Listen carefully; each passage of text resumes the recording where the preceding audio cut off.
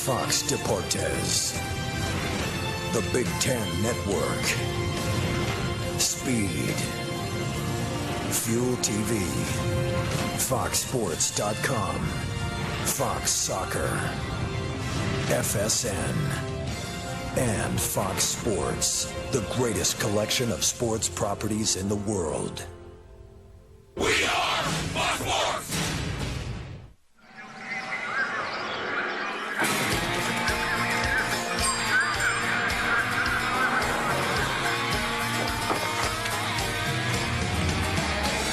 Hey y'all, it's racing day, so light out here, I can't hear a thing.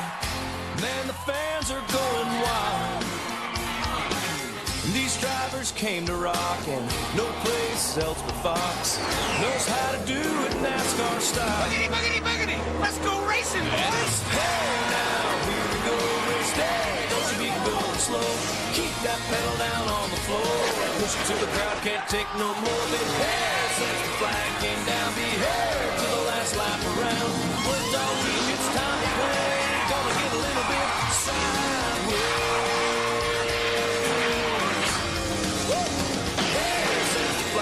Down the air to the last lap around. Worked all week, it's time to play. Gonna get a little bit sideways. A season full of fantastic finishes, fights, and feuds continues today from America's heartland. It's the NASCAR on Fox pre-race show delivered by Pizza Hut, as we come to you live from Kansas, and the heated competition has spilled over from the track. Owners getting physical with drivers, and at the center, Richard Childress and Kyle Busch, a couple of guys with explosive personalities. Hi, I'm Chris Myers, and we're glad that you're with us. Late yesterday, 65-year-old car owner Richard Childress was involved with 26-year-old Kyle Busch, the driver, and according to an eyewitness, Busch was put into a headlock and punched several times by Childress. Busch didn't attempt to fight back. Now, there's a history of bad blood between these two. Now, Saturday's truck race here in Kansas at the Speedway, Kyle Busch in the 18 truck bumping Childress driver Joey Coulter in the 22. They were racing hard for fifth, and even in the cool-down laps, they didn't cool down, and that may have triggered things. We talked with NASCAR this morning, and they released a statement after meeting with all parties involved, calling the incident unacceptable and one that will not be tolerated. NASCAR will take disciplinary action against Richard Childress. They did not find any violation of Kyle Busch's current probation, and they made it clear to everybody involved in Richard Childress Racing they do not want this situation to escalate any further. From Kansas, 400 miles, as always, Darrell Waltrip, Jeff Hammond in the crowd with us. And Darrell, what do you make of the situation? Well, Jeff knows this. Anybody's been in this sport very long knows that those Childress guys have always been warriors. Even back in the day, they were known as the junkyard dogs. Think of the drivers that Childress has had.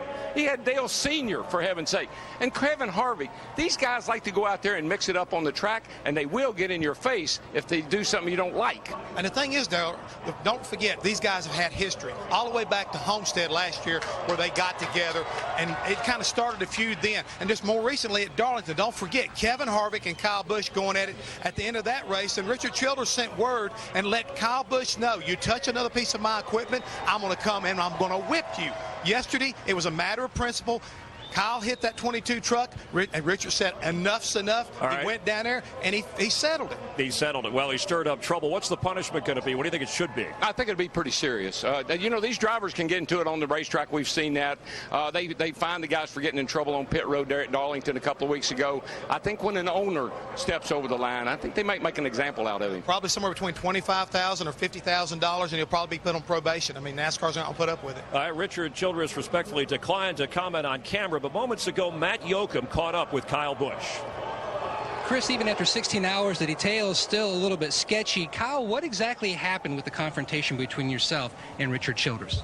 Well, as I was leaving my hauler after the truck race yesterday and walking out of the garage area to my motorhome, and an altercation did happen, you know, and I wasn't the aggressor or anything, but you know, it's something that NASCAR's looking into and gathering all the details and working towards trying to come up with a decision. And you know, I heard what Mr. Helton had to say earlier today, and you know, I follow through what they're doing and respect what they make a decision based on how they feel the sport needs to be outlined. when you look at the different meetings that have already taken place, NASCAR's response to you about this incident, what was it, and are you good with it? Well, from what I heard through what Helton said was that, you know, I didn't do anything to initiate, and so that all I can do is explain my side to those guys and give them all the facts and let them base the rest of their decisions off of what all the other facts they receive are. All right, thank you, Kyle, for your time. Chris? All right, thanks, Matt. And he's referring to NASCAR President Mike Helton. Now, this isn't exactly Pedro Martinez of the Red Sox and Don Zimmer of the Yankees going at it, but there is some history in the sport with this kind of activity. Not that it's okay. Look, folks, this isn't mamby-pamby land. Do you remember 1979? 3 guys wallowing in the mud after the Daytona 500. Junior, Cale, Bud, Haas, Donnie, Bobby, all those guys. They like to get it. This is how they settle things. We settled it first and then went to the truck, not the truck first. Yeah, I remember 1989, we got into a situation with the Crews, and we may even see the Crews get into it later on this season, the way things are going, because you never know. It's all about the moment, and sometimes it's about the principle. We'll be watching Kevin Harvick and the Childress cars with Kyle Busch today in our 400-mile race here in Kansas. Kurt Busch is on the pole. Here's what's around the turn as we're just getting going. The first of 2 races at Kansas this year, and Jimmy Johnson, who's 3rd in points, has only 1 win, but 5-time working on 6, will sit with us on the set to talk about maybe that 6th championship. And we'll travel with Jamie McMurray to his tornado-ravaged hometown of Joplin, Missouri, as he tries to help the folks pick up the pieces. It's not far from here. And a special Gas and Go. What's in your future? Darrell Waltrip has some, that's scary, some thoughts. 40. Like most of us, I had seen the images on TV. I wanted to return home, see the devastation firsthand. I wasn't sure what to expect. Did I really want to see my hometown in ruins? I was speechless. I remember what Joplin used to look like, and it wasn't this. There was literally nothing left. I've spent too long away from home. Did all the things I could have done. This is my childhood home, unrecognizable. Here is a living room where we would gather around to watch TV. The kitchen where my mom would cook my favorite food. My old bedroom where I dreamed of someday being a race car driver. So long, I'm going home. This is what's left of my high school. Joplin High sat directly in the path of the tornado. The roof of the auditorium was blown completely off. The gym where we shot hoops is gone. My school was reduced to nothing but mangled steel and blown out windows. They tried to make me welcome there, but their streets did not feel like mine. But through it all, within the wreckage, I saw countless American flags. I saw the look of determination on the people from Joplin. Determined to move on. Determined to rebuild. Determined to be Joplin once again. And just then, a spirit of pride overwhelmed me and made me proud to call Joplin my hometown.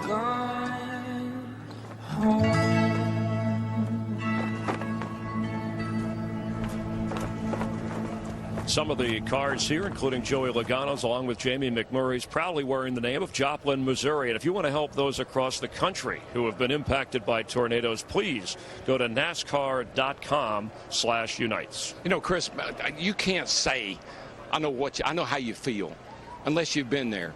I can't imagine losing everything that you own in these terrible storms. Well, all I know is that you can tell by the way, the look on Jamie's face, and knowing how big a heart he has, it's ultimate devastation, and you could feel it coming through in that interview and what he was going through, walking through what was left of his hometown. And I feel for him. I feel for him and all the folks around the country who've been dealing with these storms all over our great land. He has a lot of the support from fellow drivers and all of you and those in NASCAR. When we continue here live in Kansas, Jimmie Johnson, 5-time the Dominator, will sit down with us. We'll ask him how comfortable he is in that quest for a 6th straight championship.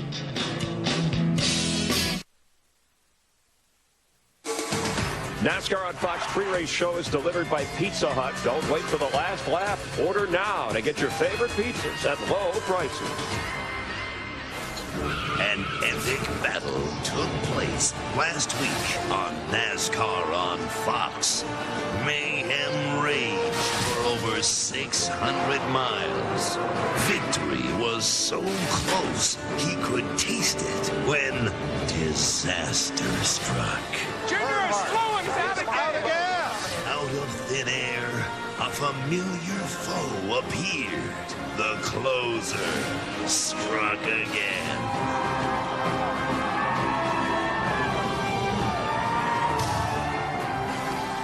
But you can't write the final chapter without including Jimmie Johnson, 5-time the Dominator, working on a 6th straight championship, is with us on the set and recently named Forbes magazine most influential athlete, which is high praise. Thanks for coming on. And how comfortable are you, Jimmie, right now at the 1/3 mark of the season with that 6th straight championship out there in front of you? Well, I mean, we're still developing some things, and I think we're showing progress week in and week out. And you know, we've got some issues we got to clean up and get right and stop making some mistakes on pit road, even inside the car. I mean, it's a team effort. So not too comfortable. No, well, I mean, we're going in the right way. I think we hit bottom a few month back, few races back, and we have speed in our cars. It's showing. Although our qualifying effort today for today's race doesn't show that. I was going to say you better find it today. But it's a long race, and qualifying is just one lap, and on and on. So it's not easy in this garage area. There's no doubt about it, and it's also not a shock or a surprise that HMS is working on some stuff and developing new cars, and it just takes time, and it shows you where how fast things can change. We look at the Roush Group and where they have turned around and come to. Look at RCR's progress, and then you look at where we've been caught, and we're trying to catch back up a little bit. Jimmie, what kind of mood is Chad in right now? And the reason I ask you that is because normally we brag on you two guys. You never get in many crosswords. You never disagree with each other. But we've heard some bit of a disagreement on the radio this year between you two guys. Where are you with Chad right now? No, we've always been very open with one another, and when you're having a bad day, you're having a bad day, and we've had a lot of good days, so it's been easy to be happy on the radio. But the bottom line is, if you're not competing for wins, you're not having fun. And Chad as well as anyone, if he's not in that position, he takes it personally, and he feels bad that we don't have the speed that we want. And I can also promise you that one thing that leads to him kind of being in a bad mood from time to time is there's no one working harder. He is putting in the time and the effort, and so is our entire team to be where we want. So once we're running where we want to and how we should, we'll be smiling again. It's just part of it. But the thing is, Jimmie, going for 6 in a row, I mean, that's unheard of. I mean, Darrell and I have gone for championships, and I know how hard it is sometimes to keep getting up and putting out that effort, because to win a championship is no small feat. At this point in time, have you got some reserve energy? You're going to be able to kind of cheerlead these guys and get ready to go on that final run? Yeah, without a doubt. I mean, that getting up and going to work's the easy part for me, and it's always been the easy part for Chad. I mean, that is not the problem. It just gets frustrating at times when you put in the time and you put in the effort and you don't get the results. But that's life, and that certainly is motorsports, and that's racing. So we've had 9 great years, and then there's still a lot of time left this year to have a great year as well and fight for a 6th championship. We've won a race. We've been in contention for a few. We're having this deep conversation about the 48's performance, and we're 3rd in points. So it's not that big of a deal. The Cobalt Tool Chevrolet is fast. We just know that we can be better. That's what happens when you're a 5-time. I get it. I just had to put that on the record. High expectation, real high. No, and we appreciate your class and professionalism throughout, as always. Thanks again, too, for coming by, and a great year so far. Good luck the rest of the way. Yeah, thank you very much, and I hate to see you guys go. It's been a great start to the season, and I guess we'll still always kind of see some of you. I'll be around. I know. I'm like a bad. I'll be around. Yeah, he'll always be around as well. We're watching the 48 team. Thanks again, Jimmie Johnson. Thank you, and thanks to Fox for everything. And our final of the Pizza Hut standings, it'll be decided today. Jeff Hammond, a narrow lead over Darrell and Larry, officially in the race on the trophy in our Pizza Hut competition. It's been fun. You get the Big Cheese Award. We have it right here. I'll file a protest. It's already got Hammond's name on it. Don't we? Well, we won't decide it till the end of the day. We know that you two and Larry are in the hunt, and in the tradition of what goes on for the NFL on Fox Show, we know that Mike is officially eliminated. So before we go up to Mike and Larry and get their picks, Mike, we present you with this last place just so that you have something to take home. Larry is presenting you with a Kid Because I Care t-shirt, which you can get at dwstore.com, by the way. Do you know what most people would give for this award right here? Nothing. Nothing. I said, Mike, they're selling like hotcakes. When's the last time you bought a hotcake? But anyway, we kid. So go ahead, give us your pick anyway. Well, since I'm not point racing today, I need to take a big swing at this. He had a great race in Charlotte. He was fastest in practice. He's in the top 5 to start. Give me that kid from Connecticut, Joey Logano. Now, you don't cut yourself short. It was a solid top 5 finish in the points, so don't cut yourself short. All right, yeah, beat the fans. Thanks you a guys lot. are always looking at Kevin Harvick, and he's Mr. Where Did He Come From? Boys, at the end of the day, I'm going to become Mr. Where Did He Come From? I know my man has had a little episode off the racetrack in the garage area, but Wild Thing is going to speed and fight his way to the win today. All right, Kyle Jeff. Busch. I'm telling you right now, you guys just amaze me what you come up with in that booth sometimes. I think it's a little air is a little thin up there. You need to go with somebody who's solid. I'm going with somebody who's real solid right now. Our point leader, number 99, Carl Edwards. Well, Hammond got on me last week. Said, man, you don't study the numbers enough. Well, I studied the numbers this time, and I'm going with the 16 car Greg Biffle because he owns this joint, and he'll own it today in Hammond. Why did they already put your name on the trophy? We'll see who It's owns okay. I'll take it if you'll give it to me. The Big Cheese. You can log on to foxsports.com/Pizza Hut. Vote for the driver you think will win it at next year's Daytona 500, which you'll see on Fox. You could win a trip. Also, watch for updates of the race to see who wins the fan favorite Pizza Hut driver. We thank Pizza Hut for their help all year long here on the pre-race show.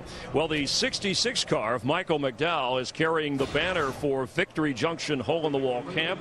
It's a great cause, and you know Fox Sports has proudly supported Hole-in-the-Wall camps by displaying the pins that we wear every week, and the Hole-in-the-Wall camps do great work in changing the lives of children. And recently, you guys and part of our NASCAR and Fox crew had a chance to visit one of those camps. The mission of Victory Junction is to enrich the lives of children with serious illnesses by providing life-changing camping experiences that are exciting and empowering at no cost to the children or their families. It has enriched the lives of more than 14,000 children and families since opening in 2004. As soon as the kids get here, it takes on a heartbeat. It takes on a spirit. It takes on a life all its own. We're in the Kurt Busch Superdome.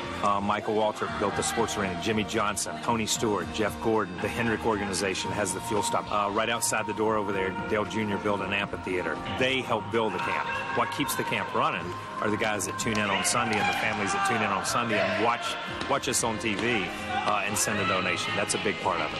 Boogity, boogity, boogity. Let's go camping. Back live here in Kansas. And you'll notice the crowd has moved to their seats. More than 100,000 or around that number expected for the race today. Time for Gas and Go. You're on the clock. And this will go for both of you, Darrell. Last week, should NASCAR have thrown the caution on that final restart? Definitely not. No one was in harm. Everything was safe. The track was clear. They said they let them go, let them race. Decided on the track. Don't make officials have to decide who's going to win a race. I agree with him. Let her roll. All right, Darrell, for you, Kevin Harvick. Remember, he was aided, some teammates saving fuel late before that restart. Should NASCAR change that rule? Not only was it legal, it was brilliant. I don't know who made that call, but that was a good call because that's exactly what he needed to win that race. All right, you say leave it as it is. I'd leave it alone. All right, if Alex Trebek can have video answers on Jeopardy, we're going to get some help from some drivers who have questions. Hey, you need a lot of help. Hey, DW, do you think I should give this horseshoe back to Jimmy? I wouldn't give it to anybody. I might loan it to a teammate. I might loan it to Paul Menard for that little shove last week to help you win that race. But I would keep that in a secure place, if you know what I mean. Yeah, Harvick said he'd rather be lucky than good anytime. All right, we have another one for Jeff here. Let's listen. Hey, Hollywood, who do you really think is going to have the most wins by the end of the year? You know what, Kyle? I honestly thought it was going to be you, but right now it may wind up being the closer, Kevin Harvick. All right, speed round. Will Dale Earnhardt Jr., Jeff, get a win this season? I think so, and I think it'll be soon. Okay. For you, Darrell, will Carl Edwards stay with Roush Fenway Ford or sign somewhere else? Wrap that security blanket around him real tight. He'll stay with Roush. All right, Jeff, does Trevor Bayne replace David Reagan at Roush Fenway Ford next year, get a full-time ride? No. If David Reagan wins, no, he will not. But it may not be Bayne. It may wind up being Ricky Stenhouse Jr. in that car. All right, and finally, for both of you, who wins the Sprint Cup Championship at the end of the year? I can't go against my man, Jimmie Johnson. Carl Edwards. All right, there you go. Thanks for playing. Let's go to Revved Up. Darrell, your final Revved Up for the year. It's my final one, and you know what I'm revved up about today, folks? I'm revved up about people that get revved up. You know, there's one word that describes this season, and that word is passion. Now, if you don't have it, well, you're probably not going to get it.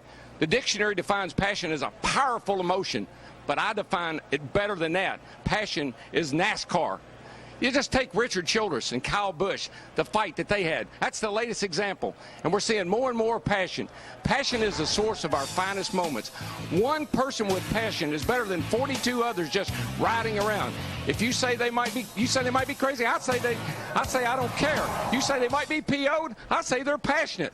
Under the new point system, wins count more than ever, and maybe, just maybe, that explains why we've seen more passion than ever. If you want to succeed in this sport, you better have a good car, a good crew, and most of all, passion.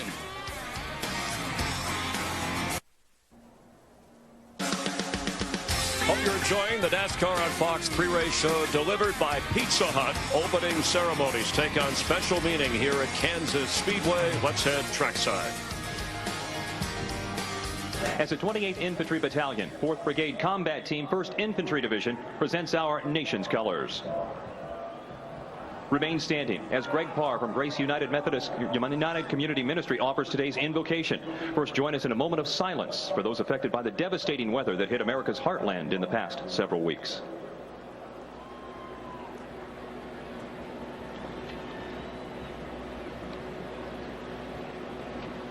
Good morning, buenos dias. We thank you, Lord, for protecting us. Please forgive us when we took those sharp turns away from you. Be with us today, guide us on this road to get close to you as fast as we can. We're at the race and we're also in a race towards you. And as the contestants today, we too are in it to win it.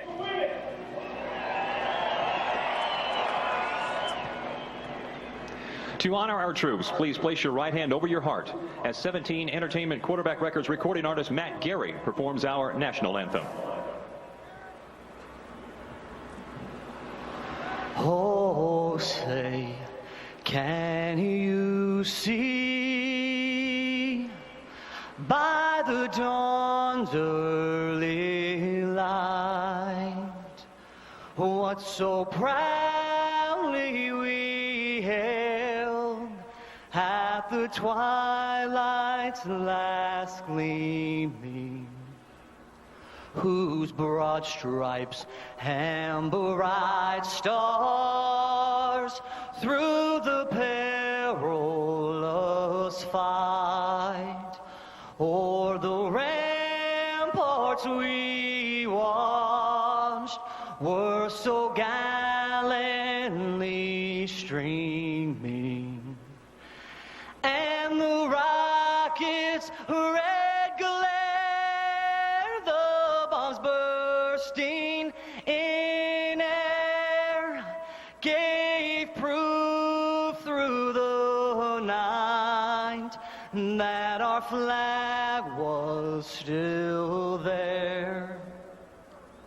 Oh, say does that star-spangled banner yet wave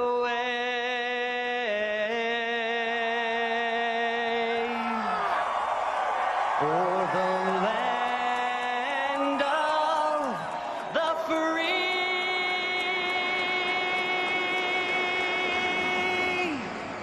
and the home of the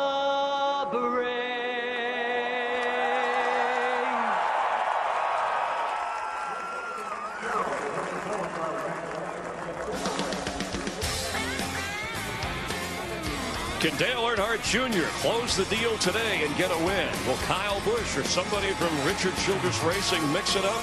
Stay tuned. 400 miles from Kansas straight ahead. It's time to start another season of NASCAR on Fox. I am revved up. As we pay tribute to the man in black, Dale Earnhardt. Happy birthday, Trevor Bayne! Are you kidding me? Kevin Harvick will be in a feud with someone. That's Darlington fireworks. What a night for Kenseth. It's about time. Here comes Carl. Sweep it again, baby. Johnson can't get there. Harvick wins it. 2/1000ths of a second. Smith gets the flag. Wow, Dale Jr. is scooting away. He's out of fuel. Well, folks, all good things must come to an end. Some of the incredible moments from NASCAR on Fox this year and the folks that enjoy bringing it to you. NASCAR Sprint Cup Racing from Kansas City, presented by True Grit on DVD.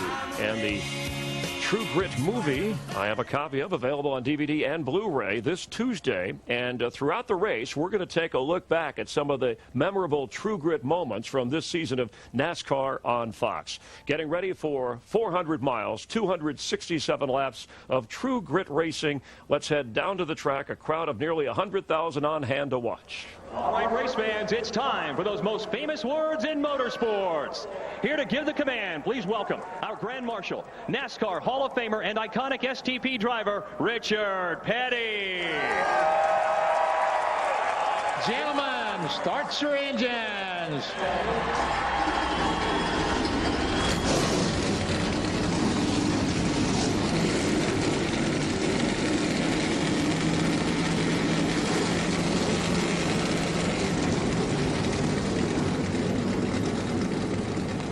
Back at the Hollywood Hotel to enjoy the race, our final race of this season for NASCAR on Fox. And let's join Larry, Mike, and Darrell up in the booth. Mike, already a feisty start to this weekend. Oh, absolutely. Chris, sorry I didn't have time to change into that T-shirt, but thank you. And we're ready to go here for the 11th year racing in America's Great Plains. But today we race into the great unknown because all 10 prior races here have been in the coolness of fall. Today, Darrell, blowtorch-like heat.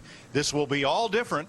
It'll be all new. Yeah, you know, the seams seem to be the problem to me. When those cracks in the racetrack are filled up, they fill it up with a hot liquid, and it sets up and it becomes hard.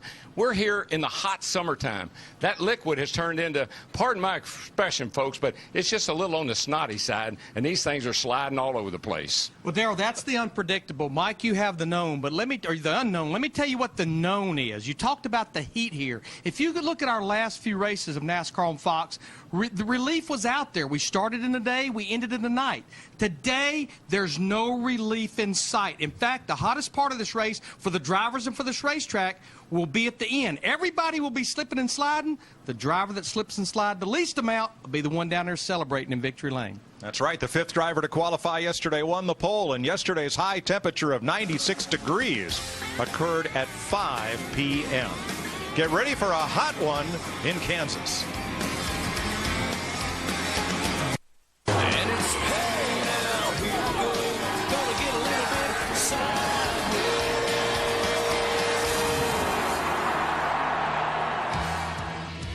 Big crowd in Kansas. Dense traffic on the way into the racetrack until just about 15 minutes ago.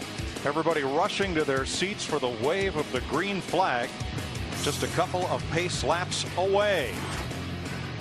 90 right now. It's headed for 95 late afternoon. Track temp 128 will probably peak at about 140. There is a moderate breeze from out of the southwest. That will help the folks in the stands a little bit and perhaps those on pit road, but it's bright sunshine all day. This race is brought to you by Budweiser, the beer that starts with full flavor and ends with a crisp, fast finish. Great times are waiting. Perhaps some buds.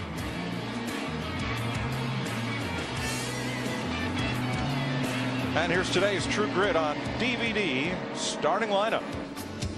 Kurt Busch makes it Penske Dodge back-to-back poles, and Juan Montoya third front row start of the season. Kyle Busch's best start of the year. Brian Vickers alongside 2 Toyotas. Joey Logano third last week and up 5 in the points, and Jamie Mack at his home track. Carl Edwards hasn't won here. He's finished second. And Martin Truex 6th at Vegas, his best finish of the year. Paul Menard and last week's winner Kevin Harvick had his best Kansas finish last fall. Regan Smith 10th top 12 start of the season, and Ryan Newman prior winner here. Tony Stewart and Greg Biffle are both two-time Kansas winners. Denny Hamlin and Jeff Burton. Hamlin up 8 points at 8 positions in the standings. Casey Kane and Mark Martin, the 2005 Kansas winner, and rounding out the top 20, David Reagan, the Charlotte runner-up, and 2000 champion Bobby Labonte. Have a look at the rest of our starting lineup as Darrell dials up our point standing leader. Let's see if we can get old Carl. Hold on a second. That's Bob talking to him. And Carl Edwards at CW. Got a copy there, my friend? Beginning the turn 4 side of the 14th box. Yeah, we got him while he's talking to getting his pit road speed. Let's hang on here 1 second. And Carl, DW, got a copy, buddy? We'll get him here in a second. It's taking care of business. And Carl Edwards, this DW, got a copy, buddy? Sir, I got a copy. Hey, Carl, you have had some big moments already this year. You've won some big races. What would a win today mean? Man, it would mean a lot. Got fan support here like nowhere else. You know, this is close to home for me. There's a lot going on in Missouri right now. A lot of folks down there in Joplin that are cheering for Jamie right here in front of me, and for Clint and me and all of us guys here at home. And we'd like to do those guys proud. And, man, it would mean a ton. There'd be no race bigger than this one. Well, I know you said that earlier in the week, and I certainly agree with you what the devastation has taken place in the area. Put on a good show for your fans and friends today, my friend. All right, thanks a lot. Thanks for everybody's support. And I want to say hi to Tom Duffy, my buddy from Omaha, watching. And hope you guys have a good broadcast and enjoy the air conditioning, DW. Roger that. A little sarcasm. Just a little. Just a little. Carl can do that to you. That's okay. All right, let's get a last word from downstairs and our NASCAR on Fox All-Star Pit crew, beginning with the host of Race Up, Steve Burns. Thank you, Mike. Surprisingly enough, Kyle Busch has never won a Sprint Cup Series race here at the Kansas Speedway. He may have a little chip on his shoulder after his altercation yesterday. Kyle's crew chief, Dave Rogers, said Kyle Busch can drive anything, anywhere, anytime, and these hot track conditions may play right into his favor. He loves a slick, loose racetrack. Chris Svoboda. Well, Steve, so does Kevin Harvick. 3 wins this year, but in those wins, he has only led 9 laps. When Kevin was asked, is this the week you finally lead a bunch of laps? He says, I doubt it. That's not what we do. What we do is we race and we put ourselves in position. And at the end of that race, if I can sense a win, I go after it. After all, he's not the dominator. He's the closer. The closer has landed in the heartland. Matt Yoakum. Krista, to beat the field first, you must beat the heat. This morning, Tony Stewart's team added several cooling devices to his race car.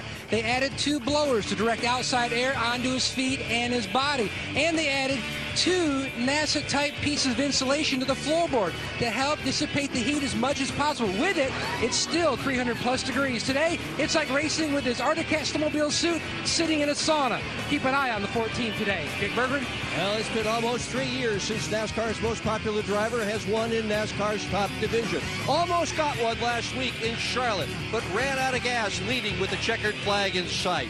The car he's running today, it's fast. Earnhardt likes it. He also likes these hot, slippery racetracks. Stick around. Today could well be the day Junior finally breaks that long losing streak. You recall that last week we had a thermometer inside Tony Stewart's cockpit. It got so hot the thermometer had a come apart, and it's not available to us today. But we expect cockpit temperatures of 140 plus. 267 laps is the distance. That's 400 miles. And there you see pit road speed 45 miles per hour. The fuel window for Sunoco race fuel 52 to 56 laps to the rear of David Gilliland for a transmission change.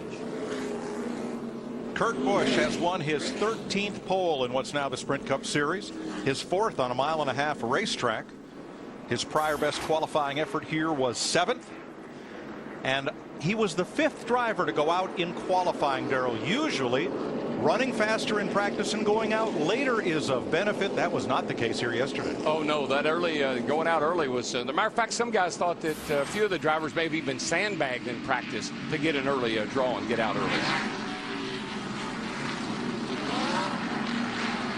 Paulo Montoya alongside 43-car field. 2 drivers went home. We are set to race 400 miles in America's heartland.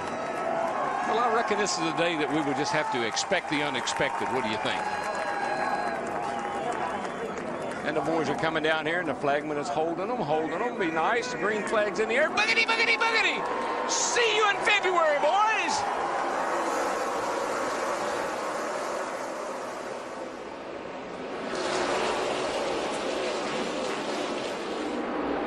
See, Kurt Busch, our pole sitter in that 22 car, took the outside, but Montoya fights back off two side by side down the back straightaway. Montoya had a chance at him entering one. Busch closed the door.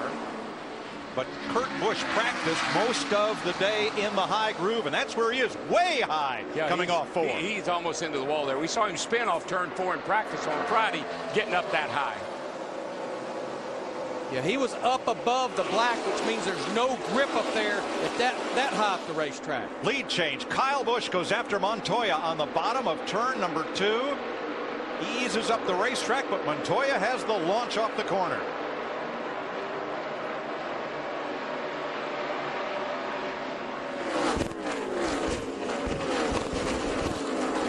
Mike, I had a lot of people ask me this morning, how would all the things that have been going on with Kyle Busch off the racetrack, how would that affect the way he drives? It won't affect him at all. I tell you why. You put that helmet on, you block everything else out of your mind. You're now just a driver. I think sometimes when you have drivers like Kyle Busch, it almost motivates you a little bit. Steve Burns, what happened to our pole sitter? Mike, he didn't even finish a lap, and he said, I am knocking the fence down tight. I don't know where this tightness came from. Steve Addington said 10-4. Kurt said, we'll be 43rd before we even pit. Oh, no. Yeah, it started off. And about knocking the fence down, how about Travis Kvapil? Yeah, he's down here in the middle of 1 and 2, and he gets up high, and you can see there's a gray area there that he is in now. There's just no grip there. You see the dust, the dirt, the sand, nothing there. What do you do, Darrell, when the spotter yells 4 wide, 3 underneath you? Yeah, well, you take it as high as you can and hope you don't hit that wall. Yeah, that tight. Kurt Busch is turning the steering wheel, and the front wheels are not responding. They're just sliding up the racetrack. Larry, I wouldn't panic if I were him. I think being a little snug, once the tire pressures come up, I think he might be better than he thinks he's going to be. And remember this, the 2 unhappiest drivers last week at Charlotte in the first 100 miles, Kurt Busch and Kevin Harvick, both made out just fine when the race was over. I think Kurt's almost one of those guys that he starts the race looking for something that's going to go wrong. He's just had that kind of start to this season. Joey Logano battling for 3rd, and here comes Bowyer in 33 on the inside. He won the truck race here yesterday. And up toward the front, 3 under a blanket. Brian Vickers, 83. Kurt Busch, Joey Logano. But you see right there, Kurt is already coming back. He fell back, and he's going to make a pass here. That car is going to be a lot better than I think he realized when he said that on the radio. Yeah, quite honestly, making an evaluation before the completion of lap 1, that's a little quick. I'd have probably said if you get it down in the groove, it might handle a little bit better. And with them as the point leader, Carl Edwards. In 6th place. There's a gap back to Truex in 7th. Harvick, Stewart, Menard, and Biffle. Jamie Mack on the outside of the 4 of Casey Kane and Jeff Gordon. Yeah, Jamie McMurray in the 1 started in the 6th position. He's already fallen back to 18th. We anticipated this would be a day of comers and goers the way qualifying unfolded. 5th place on your left. Brian Vickers moving back. Carl Edwards moving up into the 5th spot. Yeah, qualifying was, there was advantages to going early and there's huge disadvantage to going late. Everybody's on the same page today. Everybody started at the same time.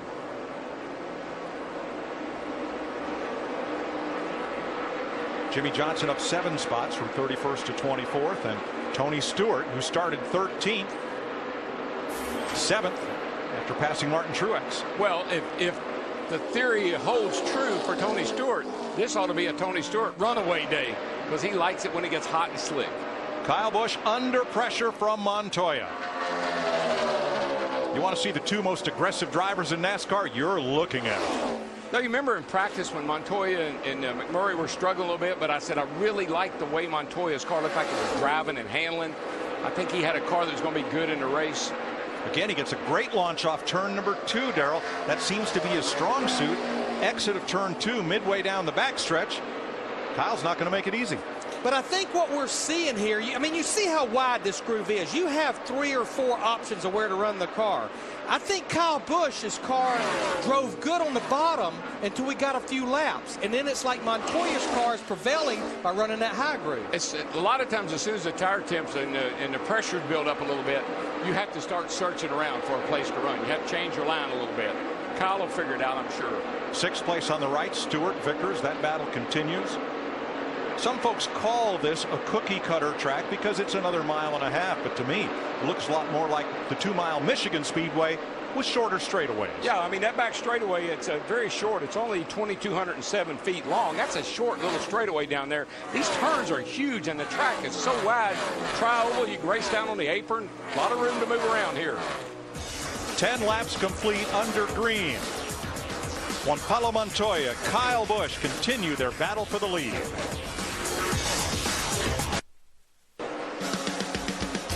Welcome back to NASCAR on Fox. 15 green flag laps in the books. 1 change in the top 5. Carl Edwards up to 4th, moving past Joey Logano and headed toward the leaders. Now Kurt Busch has passed his brother Kyle for 2nd. So it's Montoya, the Busch brothers, Edwards and Logano, the top 5.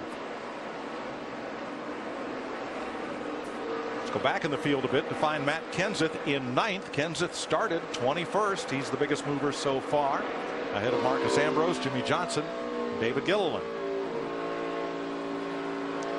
But this is definitely a Matt Kenseth type of a race. It looks like we're going to have these long green flag runs. The track's getting slick.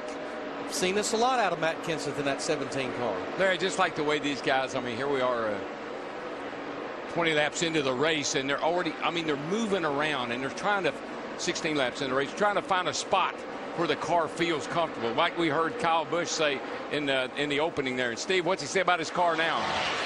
Well, Darrell, he said it's like we're not even using the right front tire. He said that after lap number 6. He hasn't said anything since then. That's because he's going for the lead. Kurt Busch puts it under Montoya, slides it off 4, and at the line, Kurt takes the lead. And that's when Steve Eddington said, how bad's your car now? And that's when Kurt Busch's spotter, Chris Osborne, says, new leader, 22 car. And the magic words you always love to hear, and you're pulling away. Mike Skinner's taken his car to the garage, and Scott Riggs was against the wall, but was able to continue with his number 81. So 18 laps under green. And the car on the move appears to be Carl Edwards. He is closing on Kyle Busch for 3rd. Also, Matt Kenseth, David Reagan, both moving up. But you know, sometimes, Michael, you got a race car you can't really move around in. You might be stuck to the bottom, and that's the only place the car will drive right, or you may have to run the high line. How about the 99, Matt? Listening to his voice on the radio, DW, you can hear a lot of confidence in Carl Edwards' voice. He says the car is just a little bit free on exit, but it's definitely coming to him. It's a little tight on entry, which he likes, but this is his Brickyard 400, his Daytona 500. DW, you know what it was like when you won at Nashville. That's how Carl Edwards wants to feel winning here at his home racetrack. Yeah, you're right. I mean, Junior Johnson, he was adamant about winning Wilkesboro. I wanted to win Nashville. When they came to my backyard and played, I wanted to be sure they left there knowing whose backyard they were in. It's not Richard Petty, but it sure looks like it. A.J. Allmendinger on the outside, and Petty's 43. And Dale Earnhardt Jr. on the bottom. Looks a little like Richard and DW back in the day, maybe. That does the old Ricky Rudd or 88 car, yeah. Green. Mountain Dew, Gatorade. Mountain Dew mostly. And that is for 26th. Both those cars racing just about where they started. Jeff Gordon, Paul Menard. Now this is for 12th place. That means Gordon has now gained 10 positions from where he started. Honestly, I think Jeff Gordon in the 24 car fell victim to the qualifying yesterday. We saw in practice on Friday, the 2 practices, not only did he say he was happy with his race car, it looked good. Starts back in the 22nd position. Jeff Gordon won the first 2 races here, 2001, 2002, definitely marching to the front.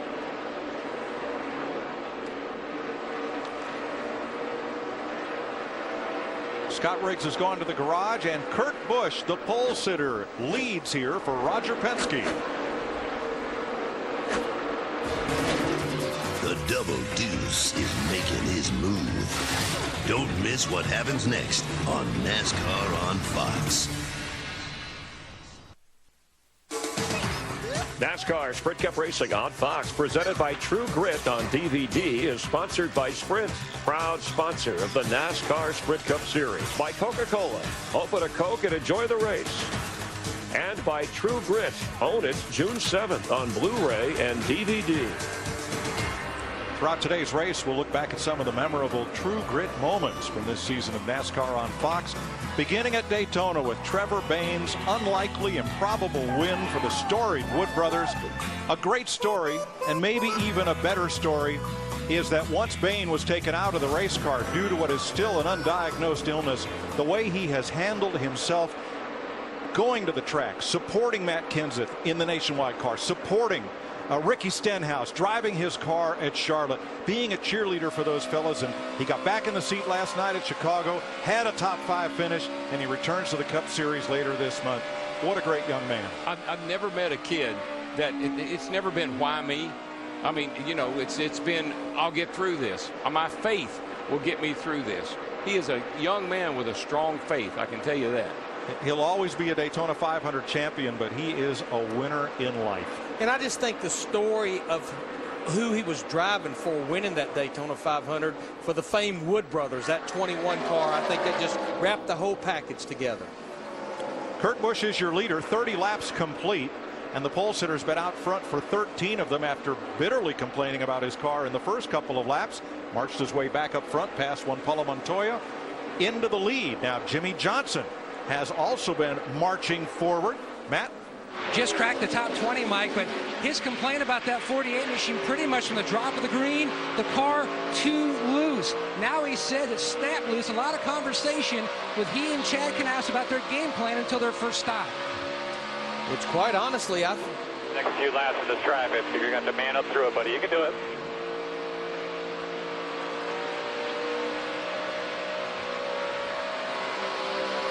There is the march of Jimmie Johnson through the field.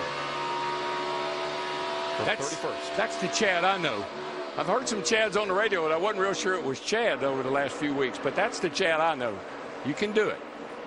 Greg Biffle came in here, not as a prohibitive favorite, but he's a 2-time winner here, as is Tony Stewart.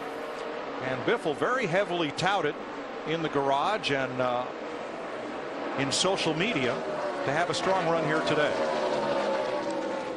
You know, with 32 laps in the books, quite honestly, this is where I think these drivers are going to really start to feel what their car's doing on this long of a green flag run. And we'll probably have green flag pit stop start here, I'd say in the next 15 to 18 laps.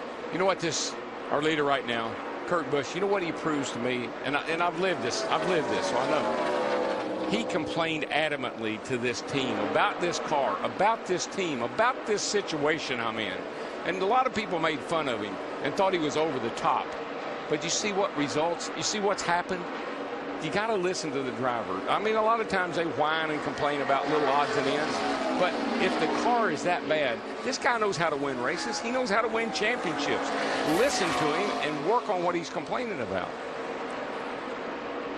You know, he told us earlier in the week that a big personal goal here at Kansas Speedway, it's one of only 2 tracks he doesn't have a top 5. He said he wants a top 5 finish at every single track on the circuit. The Biff is coming. He's up to 7th and challenging Logano for 6th. Krista? And Mike, his numbers here are incredible. Like you were talking about, you know, he finished 36th in his very first Kansas race. That was back in 2002. Has finished no worse than 12th ever since, including those 2 wins. And I talked to Greg Irwin, his crew chief, this morning. Greg said, I will be surprised if we do not have a winning car. At least a top 5 car. Anything less than that will be a disappointment. Now Tony Stewart challenges Logano. Mike, you can see those black seams, those lines in the track.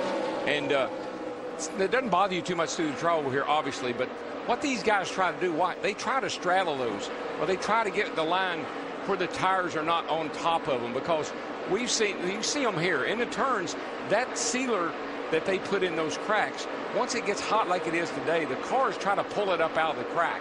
And it really makes it difficult when you're on top of one of them. We've seen cars, you'll see off turn 4, black marks where they've actually spun off turn 4 into the infield. Happened several times by hitting one of those seams. And those are not cracks or a fault in the track. That's just the break between the courses of asphalt when they paved it. This morning, Darrell, I walked across the track in pre-race just to get a sense of those. Put my foot down hard on it. It was like getting gum stuck to your shoe. Yeah, it is. Green flag pit stops on the way. We'll get ready as Kurt Busch leads in Kansas. NASCAR Sprint Cup Racing on Fox, presented by True Grit on DVD, is sponsored by Budweiser. Great times are waiting. Grab some buds. Pit stops have begun early. Krista. That infamous paint scheme. A.J. Allmendinger in the 43 said the car is okay, but not great. I've killed the rear tires, no rear grip. They're going around down on the track bar to tighten them up. Matt? David Rudiman trying to get some work done on his race car. Significant adjustments across the back with both track bar and wedge. The car just way too loose, especially on entry and exit down in 1 and 2. Martin Truex in, and Jamie Mack really needed a stop. He had fallen from 5th to 25th. Bobby Labonte's in. Here comes Greg Biffle. Krista. And Greg Biffle right now talking about his race car, saying he's just a little bit loose off turn 4. That is his biggest issue. Dick? And Matt Kenseth started today's race in the 23rd, 21st spot and all the way up to 7th. He and the crew chief have split what they're going to do to the car. Krista. And as I said, Greg Biffle looking to get the car tightened up a little bit. You see the wrench in the back window making a wedge adjustment. The crew spot on. Montoya gives up second place to Pitt. Casey Kane is in. Here comes Carl Edwards, David Gilliland, Kyle Busch, and Kevin Harvick, along with Ryan Newman. Logano also on pit road. Steve. And while Pablo Montoya early on, his car was loose getting in, a little bit tight in the center and a little bit loose off. Krista. Steve, Kevin Harvick is tight up off the corner. He said, I need the front end to turn better. The crew going to work on the car. Remember, at this time last week, he said his car was terrible. Not the case today. Steve? Well, Krista, Kyle Busch saying from the center to the exit and off, it's just too tight. You've got to fix the exit for me. Jimmy Johnson's in, Clint Boyer. And Kurt Busch has given up the lead to come to pit road. Junior service is complete. And this is definitely earlier than they needed to come to pit road for fuel. But, Steve, I think once those first few drivers hit pit road, these others had no choice. And did, in fact, force their hand. Larry Mack, Kurt Busch saying that his car is tight on apex in the center of the corner. Good on entry, good on exit. A small wedge adjustment. Matt. And service already complete on Tony Stewart's Chevrolet. Big chassis adjustment, trying to help his race car. He was great on the bottom earlier on, Mike, but it got a little free near the end. Denny Hamlin, one of the last of the leaders to pit, along with waiting on Landon Castle and Casey Mears. I've been watching the entry the pit road down here because it's a very difficult pit road to get on. Everybody handled it really well that first time, but here's what you're going to hear from the crew. You got to get on pit road a little quicker, and that's when you're going to get in trouble. So here's Landon Castle. Had a tough week last week, out of the race early, going through the tri-oval, and a new number on the James Finch car. They switched from 09 back to Finch's historic number of 51. And I love the story on Landon Castle. You know, he's driven some NNS races for Hendrick Motorsports. He still does some testing for those guys. But here was a driver that did a start and park the first few races of the year for an underfunded team, and he got the opportunity to do this ride now with James Finch about 5 or 6 races into the year. Castle has led a lap. Now he comes to pit road along with Patrick Carpentier. So the only car that has not pitted is the number 13 of Casey Mears. We've been green flag all the way, 47 laps so far. I know this is kind of weird, but numbers make a difference. Yes, they can. I don't know why it is, exactly but right. when you get a number on your car you like, it just seems like it makes a big difference. Casey Mears finished second here in 2006 to Tony Stewart. Looks like Casey is about ready to hit pit road with this 13 car. And that will complete the first round of pit stops. Kurt Busch back to the lead. He will have a lead of not quite 1 second on Juan Pablo Montoya. Prior to pit stops, Kurt had a 3-second lead over the 42.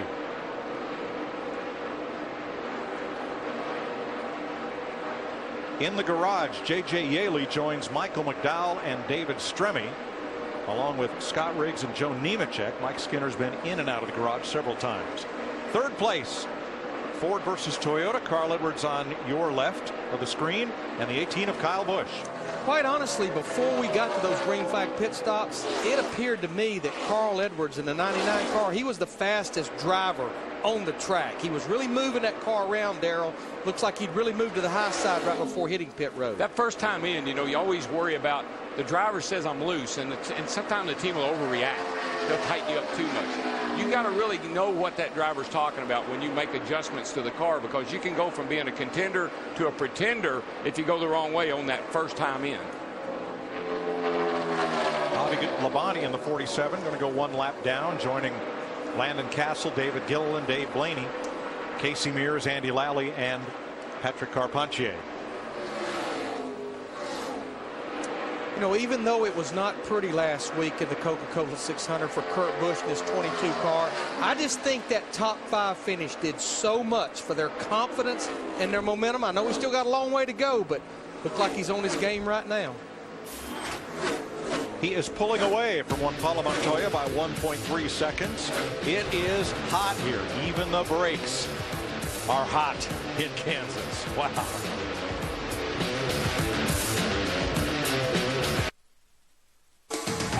NASCAR Sprint Cup Racing on Fox, presented by True Grit on DVD, is sponsored by the new Chevy Silverado HD, Motor Trend's 2011 Truck of the Year. By Burger King, now offering $1 frozen drinks. And by Verizon 4G LTE, built so you can rule the air. 56 laps complete. Kurt Busch in the lead in his Dodge. Second place has closed right up. A Chevy, a Ford, a Toyota. Montoya, Edwards, and Kyle Busch. You see they're quite a distance behind Kurt, but there they are, 2, 3, 4 around the outside of Bobby Labonte. One of each. Chevrolet, Ford, and a Toyota going at it. We talked about a lot of drivers that were certainly looking forward to that green flag pit stop. Quite honestly, I think Kyle Busch in that 18, he had really started losing ground in the last 10 laps before that stop. Yeah, they made the right adjustments on his car. Matt? And Mike, on the first one, we told you how Carl Edwards' only complaint, his car was just a little bit tight to the center. Now he's got big problems on exit, entry, and trying to get down to the center. Now he says his car just extremely free, not a lot of grip. They made a chassis adjustment and put a piece of tape on the nose as well.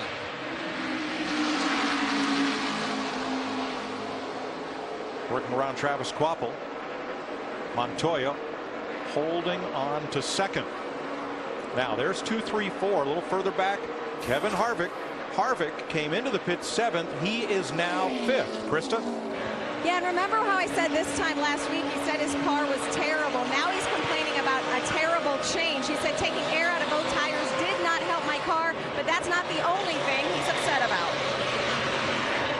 Just got to figure out how to fix our pit road stuff here. We lost 20 car lengths on our pit stop. Kevin Harvick obviously frustrated with both the adjustment and the pit stop. And I think why he feels that way is he pushed it. He pushed it getting on pit road. He pushed it leaving the pits, and he lost time. That's why he's saying they need to work on their pit stop. So Harvick is 5th, 6 seconds off the lead. Ahead of him, Carl Edwards has passed Montoya in that battle 2, 3, 4, and you don't see Kyle Busch. He slid up the track in turn 2, has drifted back a bit, and not sure we see any damage on his car. He may not have hit the wall, but he came pretty close. Another thing I heard they did on that last round of pit stops, that 99 car took their secret weapon and put it on his grill. A little more tape. That'll make that thing turn and help the straightaway speed. But Steve, how about Kyle Busch, who slid back a little bit here recently? Larry Mack, the reason is he just said it's too loose up top. I killed it. I just killed it on the right side. He's definitely got against the wall. Yep. When you run the high line, especially on the exit of the corners here, that's the risk you run. Yeah, there's a little grip up there, but you can see the gray all the way up next to the wall. And if you get over, it's like in dirt racing. If you follow it, you jump that cushion, into the wall you go. 12th place, Denny Hamlin. David Reagan. Denny enjoyed last night's Royals Twins game with us over at Kauffman Stadium. Not a great night for the home team. That's an interesting combination, isn't it? FedEx, UPS, racing each other. We're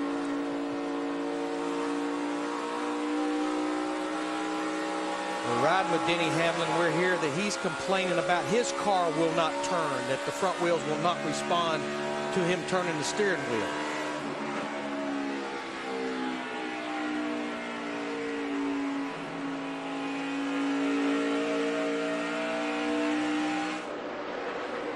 Mark Martin battling Marcus Ambrose. That's at 25th place. I have bad news for them as well. They're in 25th place, but if they look in their rear view mirror, they're going to see a number 22 car not too far behind. There he comes off the corner right there, chasing those cats down. Yeah, with the pace he's setting, Darrell, there's a lot of drivers in jeopardy. A.J. Allmendinger, Dale Earnhardt Jr., a lot of them just out in front of our leader, Kurt Busch. Well, let's go back to last Sunday night. In the first 100 miles of the Coca-Cola 600, Carl Edwards was class of the field. He pulled away from everybody, yarded the field, could do no wrong, but couldn't do much right in the succeeding 500 miles. Now, it got a lot cooler last Sunday night at Charlotte than it's going to get this afternoon. So if your setup's right now, what are the chances you're going to be right when it's over? I think you're just going to have to keep tuning as we see this battle between teammates. Denny Hamlin, the 11, Joey Logano in the 20. This is a battle for the 11th position. Matter of fact, Mike, I think if you're good from the get-go here, you're going to be good the whole race. I just don't see this changing a whole lot. Let's do something in the pits to mess it up. We heard from Jimmy Johnson on our pre-race show. Not too concerned about starting 31st. He has worked his way to the top 10. And at lap 64, Jimmy Johnson moved into 10th. Now, based on your votes today, the Pizza Hut fan favorite is in 8th place, Jeff Gordon. Jeff started 22nd, so that's a gain of 14 so far. Steve? Mike, Jeff Gordon saying his car is awesome in 3 and 4. He said if you can help me out in 1 and 2, I'll be a lot better. He's just a little bit too tight in the center of 1 and 2. Well, and that'd certainly be the challenge for Jeff Gordon and his race team, is making sure they don't help 1 and 2 and then mess 3 and 4 up, which you very easily could do if you're not careful. Yeah, corner entry to going into 1 is totally different than it is going into 3. And that's kind of the thing you fight here. You get it good on one end, don't want to mess it up on the other. 66 green flag laps so far in the STP 400 at Kansas Speedway. You're watching NASCAR on Fox.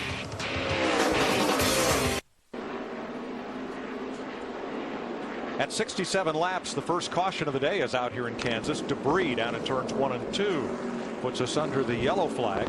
Jamie McMurray will get the free pass. And pit road is open this time, and here they come. Krista? We've been documenting Kevin Harvick's displeasure with the adjustment and the work of his crew. This time he said his car is too tight in the front, loose in the rear. The Budweiser crew is ready to rally and give him a better stop as Kevin Harvick pulls in. They go to work. It was air pressure only on the last one. Matt? 99, if Carl Edwards pulls to a stop, he wants a bottle of water and a bag of ice. Also, a slight air pressure change. He cannot be any more free on exit, Steve, but he needs help through the center.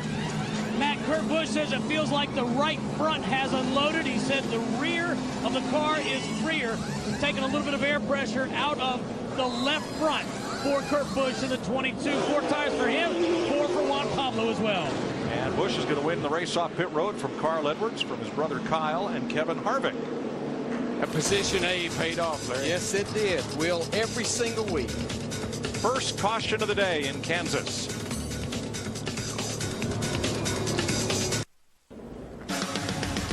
Live in Kansas and time for an AT&T race break, and the headlines: Kurt Busch, who is looking for his first win this year, on the pole and has the lead over Carl Edwards, and no pole sitter has won a race so far this year. And we've heard about his complaints on the Radio Classic, and actually one of the guys he complained about in the past was recently replaced, and so some of that feedback is paying off early. It looks like it is, and a lot of people really question whether or not he deserved the pole that he sat on because of the way it turned out. But right now, he's showing that this car and Steve Addington and his crew have made the right adjustments. They've got the right race set up in it. If they can keep him focused, he's definitely a threat to win this race today. And in case you missed it earlier with Kyle Busch in the running here, NASCAR says it will discipline car owner Richard Childress after he had Kyle Busch in a headlock and delivering some punches there after the truck race and some history there. But he's had distractions. We saw him spinning. Darrell says he can go 3 wide by himself. Last week he had the off-road incident, which he apologized for, the speeding ticket. Where's his head at? I don't know right now because, like I say, he had 2 problems last week at Charlotte.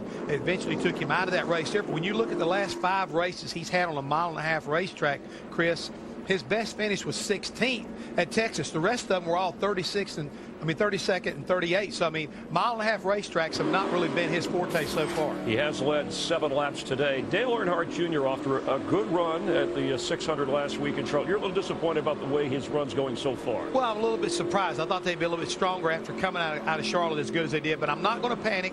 So far, whenever this 88 car is a little bit off the early part of the race, Steve Letarte and Dale will communicate with each other, and they make the right adjustments, and they get the 88 back up there when it matters the most. So don't panic, Dale Earnhardt Jr. fans. I think he's going to be okay. And those adjustments involve the pit crew. You can check on the AT&T Fastest Pit Crew Award and season standings. AT&T wants to know what you think. Text the car number today to 234567. AT&T, the nation's fastest mobile broadband network, getting faster with 4G. And Mike, 4 lead changes in the first 18 laps. The hot, slick racetrack.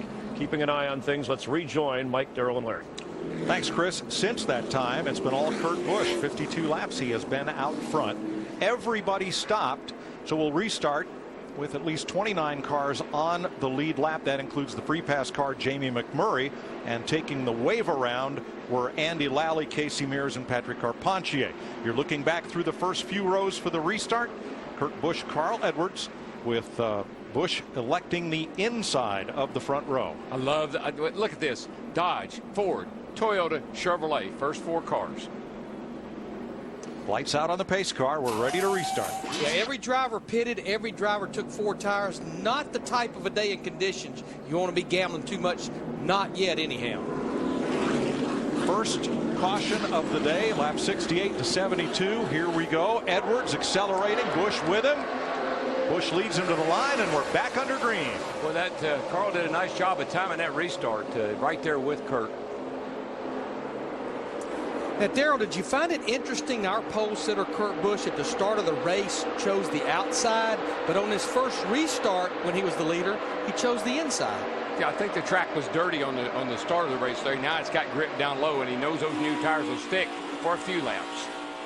Montoya had a great jump at the start of the race. This restart, not so much, as his 42 gets past. The Busch brothers, 1-2. We know Kyle Busch has been good on short runs, on fresh tires, but have they made that car good enough for him for the long haul? Right now, he's got his hands full of Carl Edwards in that 99, though. Tell you what, these restarts, double file restarts, just probably the best thing NASCAR's done from excitement. Look at this. You got no out of bounds here. Getting a little dicey, getting a little crowded. I'm going down here, boys. I'm going with you, says A.J. Allmendinger. A little more room on the bottom. Whoa, not much grip, though. And no banking. A little bit loose there with that 43 car of A.J. Plenty of room. Hey, we're in the wide open spaces of America's heartland. You got all kinds of room to race here. You do on this racetrack. That apron is very inviting. 4th place. Tony Stewart inside of Kevin Harvick. I wouldn't even looking in is Matt Kenseth. I wouldn't even call it the apron. That's the low groove. low groove. A lot of low music. Groove. And it's not a, you know, there's such little bit of banking in the trioval that it's not a bad transition from that flat back up onto the racing surface. Doesn't mess the car up much. You saw what it did to Allmendinger a little bit, but that's all it does. Tony Stewart has climbed to 4th, Matt. Near the end of final practice, Mike, Tony Stewart told me that he felt like they hit on something, but they didn't have enough time to work all the way through the setup, so they rolled the dice a little bit today. You can see the car just hugging the bottom, and that's where he prefers to race if possible. He says the car a little free on entry into 1, and a little free on entry into 3, but decent. Greg Biffle underneath Montoya. Darrell, to Matt's point, this track is so wide. Is there a big advantage to running right down around the bottom? Well, I would think so. That's where I would like to be. I'd work on my car trying to get it where I can hook that bottom, shortest way around. I like it down there, but I'm also getting a note from some of our guys saying that Dale Earnhardt Jr. says, boys, the heat is going to be a problem today. It's already getting to me. Wow. Let's hear what he had to say. I'll be surprised if this heat don't get me. It's pretty damn hot. Therefore, just get you something cool to drink. If we need, we'll put you in some ice bags or some cool rags or something. At least you get around the neck or something to cool your core down. Well, just think about what we said at the top of the show. It's only going to get hotter. It's not going to cool off. And if you're concerned at 100 of 400 miles, there is a long way to go. 190 laps to go. Denny Hamlin, Kevin Harvick now. This is for 6th place. Kevin Harvick restarted in the 4th position. His team had a great pit stop, and now he goes under fire from Jeff Gordon in that 24 car. Jeff started in the 22nd position, battling now for the spot in the 7th. And Larry, sometimes you just don't know what these teams are doing. You know, maybe he was complaining about the car being a little too tight. We're going to loosen you up and see how you like that. Maybe we went too far. We'll tighten you up next time in. You just don't want to get too far away from your baseline.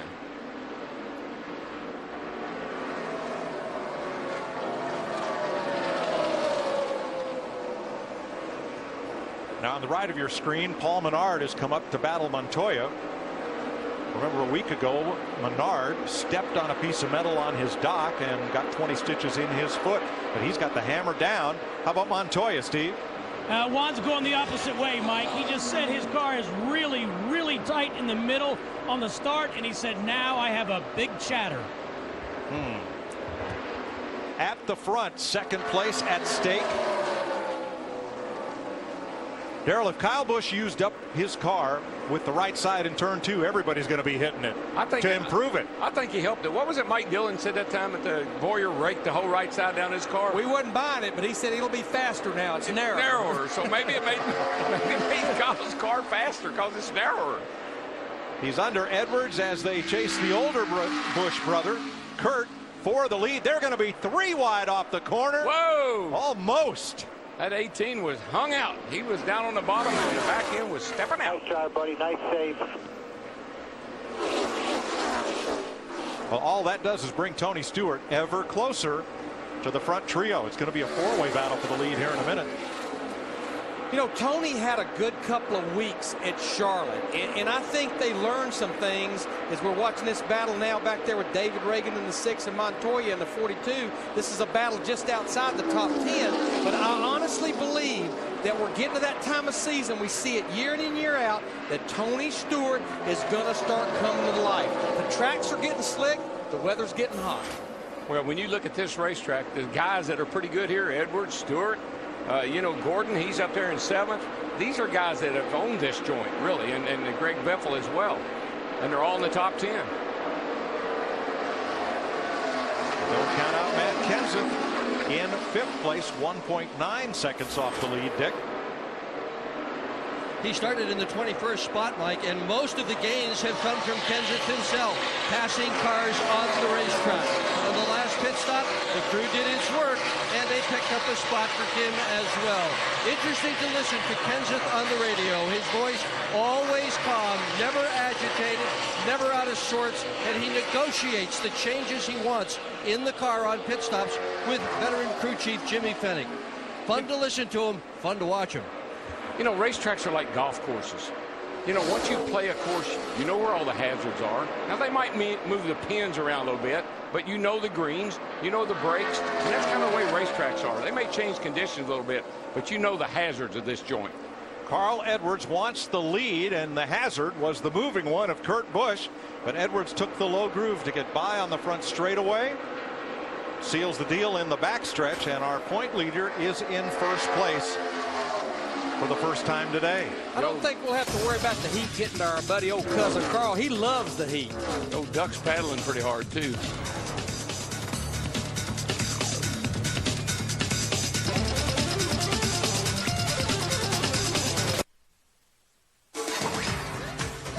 Sprint Cup Racing on Fox, presented by True Grit on DVD, is delivered by Pizza Hut. Don't wait for the last lap. Order now to get your favorite pizzas at low prices. With Carl Edwards Ford out front, here's today's Ford F-150. We'll first take a look at the construction of Kansas Speedway. Built from the Heartland 11 years ago, and it is now surrounded as a destination with a minor league ballpark, a world-class soccer stadium, all kinds of shopping, and a casino under construction outside turn 2. Here's your F-150 EcoBoost track facts. This is the 4th of 11 races at 1.5-mile tracks this year. Greg Biffle has the race record at 138 miles an hour. And he entered today's race having led the most laps at Kansas with 323. Mike, they didn't just build a racetrack here, they built a city. Yeah. They just came out here and built a whole city. Yes, they did. Krista, how about the Biff?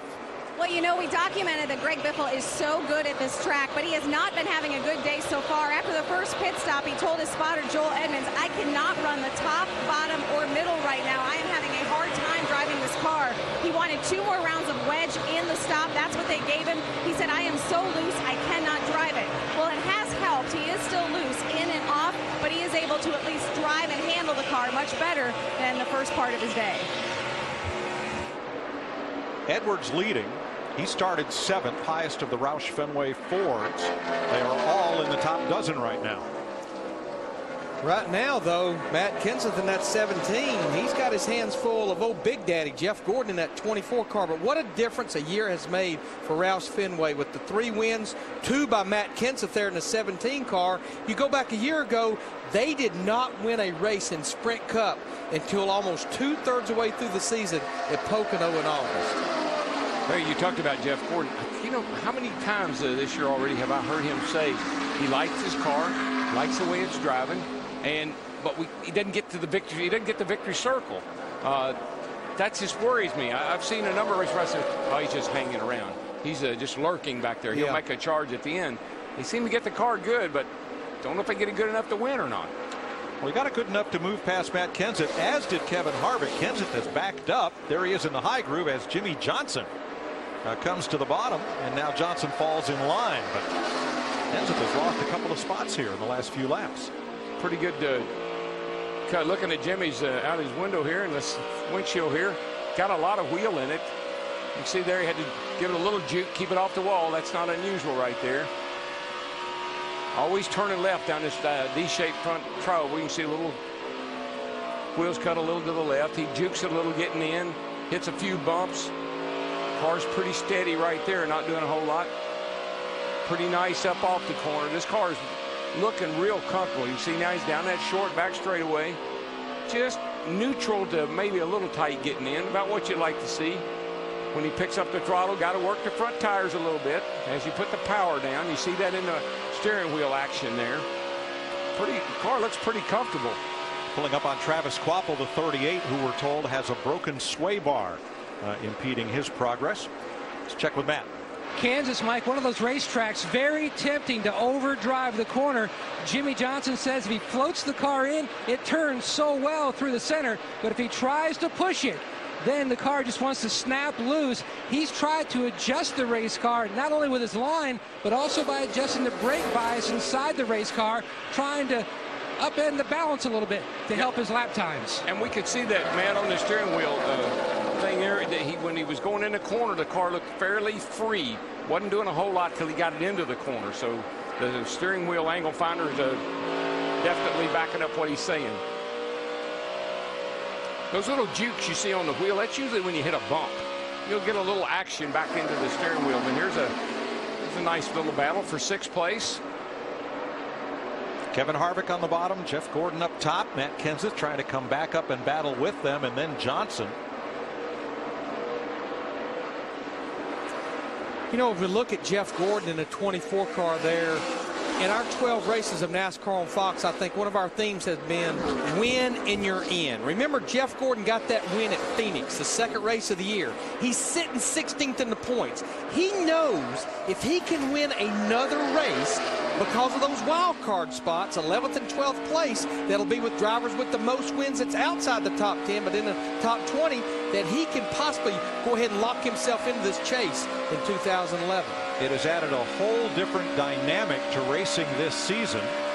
It has practically eliminated any talk of point racing. And you're concerned about the top 10. You're more concerned about the top 20, but your first concern is getting a win. Those two wild cards, when they came out with the point system, announced they were going to change it, everybody just looked at, oh, well, this is going to just make it simpler. That's what we heard the most. Everybody overlooked the wild cards. And it was really because of Jamie McMurray that I think they did that. So if you do win, you can get in, and that's really changed this whole thing. At this point in the season, Jeff Gordon is the only driver in point positions 11 through 20 who has a win. Yesterday in the Truck Series, Clint Bowyer went to victory lane, said it was one of the sweetest wins he'd ever have. He's a two-time champion on the dirt at Lakeside Speedway in Kansas, not far from here. And when he was winning there, never dreamt that he'd be on racing's biggest stage and winning here. Well, he said, you showed the shots of this track being built that he drove by here. He never even dreamed about racing at Kansas Speedway, and here now he's a four-time winner in Sprint Cup and normally a chase contender every year. I have to pick it up a little bit if he's going to live that dream out today. Another driver for whom this is the home course, Carl Edwards, is out front by 1.6 seconds.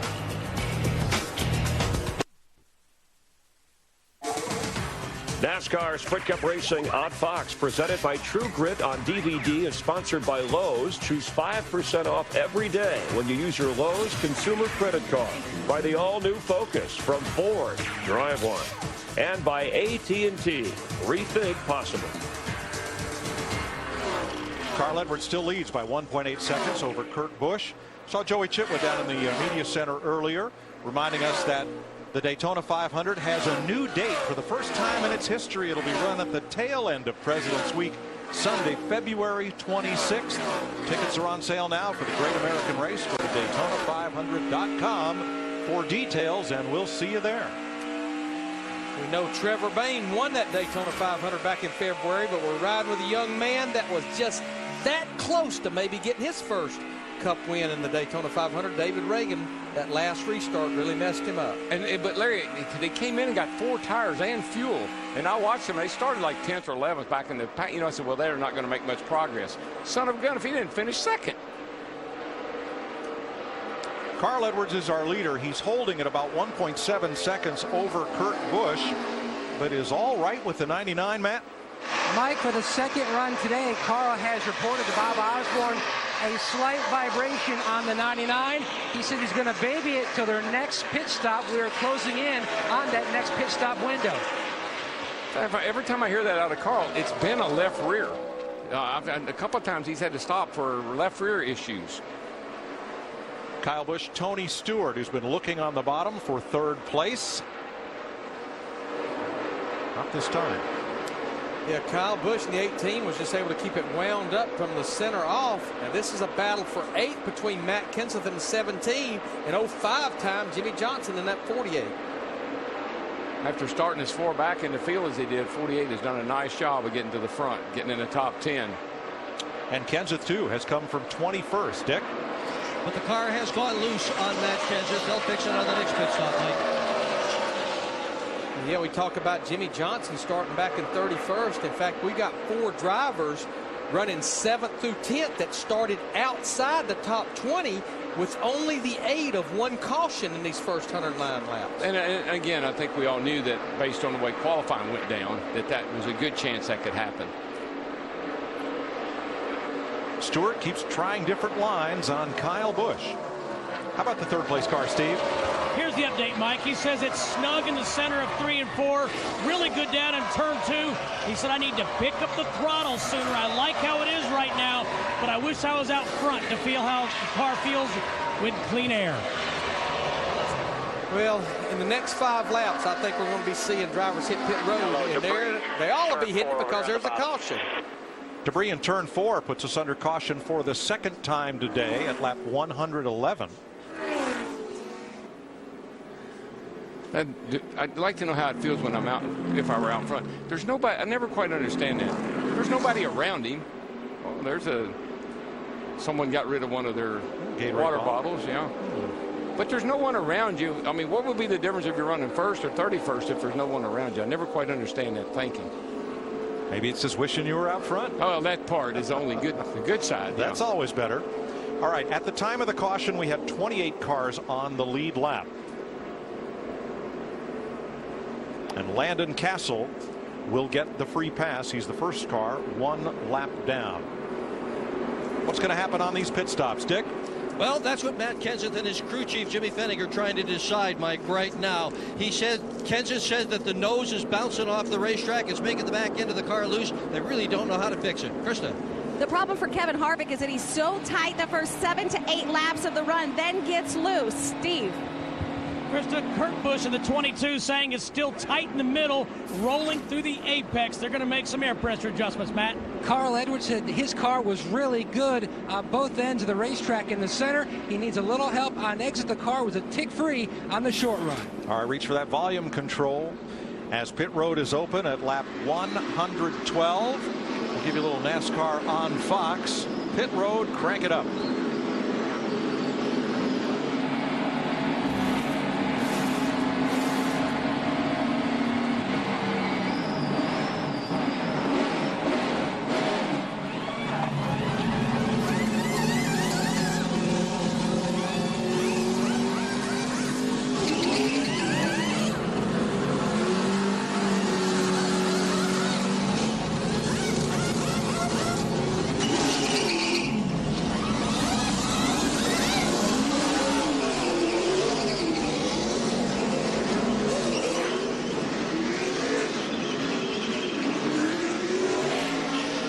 Busch came in second. Up he goes, +2. Denny Hamlin, nice gain there, and Kurt Busch drops 6 spots. Trouble on left side. I'm not sure what it was, but some trouble on left side. We're under caution for the second time today in Kansas.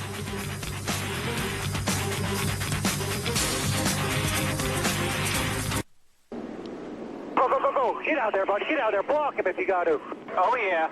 Oh, yeah. Yes, sir, boys. Great job, man. Thank you. That was Kyle Busch getting out first. Now let's show you what happened to his older brother Kurt, who lost 4 spots on that stop. Watch the gas man, Chris Williams, because he becomes a busy guy on this stop. He's got to get that first can of gas in, but watch right here. He's trying to put that wrench in with a little bit of a bungee, and that causes him to be a little slow with the first can. By the time he gets back with the second can, the tire changers are almost done. Because we had run long enough that it almost took both of those cans of Sunoco fuel because we about went the full distance. Jackman, I'd have dropped that jack, I think.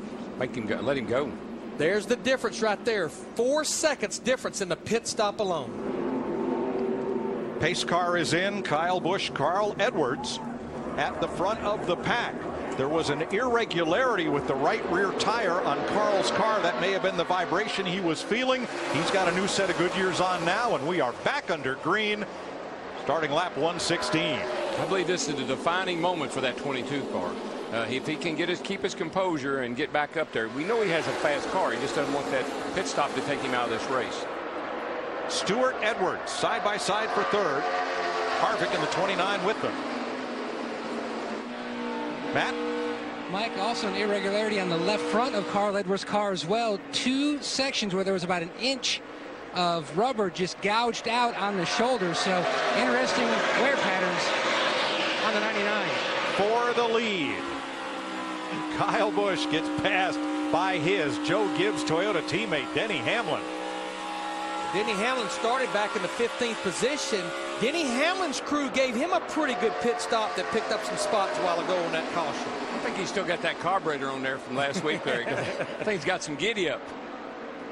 Hamlin entered the pits in that caution in 5th, came out 3rd, and has come to the lead, and here comes Tony Stewart for 2nd. Yeah, you could see in 3 and 4 how much better Tony Stewart was through the middle of the corner than Kyle Busch in the 18.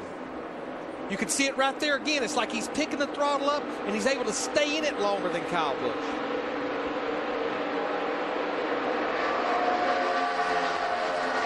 Car's been kind of hot and cold these first few races this year. Started the year off great. Some good side-by-side racing there. Here's Jeff Gordon on the inside trying to make something happen against Edwards. Montoya, Logano. Oh, somebody bounced off the wall. It was Landon Castle toward the back of the pack, and he hit it hard. Yes, he did. Got a lot of right side damage. You can see there. He's in it again. Caution's out. Yeah, he couldn't turn the car. The right front tire is down. He hit it again going down into one. Get past the start and finish line. Lap 119. Landon Castle at turn 4. Wow. A lot of damage. And Marcus Ambrose was involved back there. Like he got a little damage on the left front. Those two must have made contact. I'd say 51 may have slipped right up in front of the 9. Not quite clear.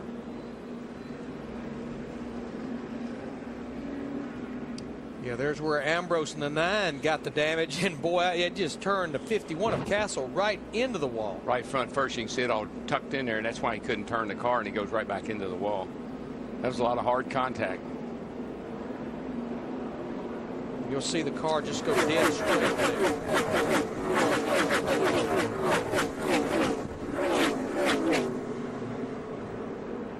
Smash the protective lens on our camera. And a lot dragging on the bottom underneath.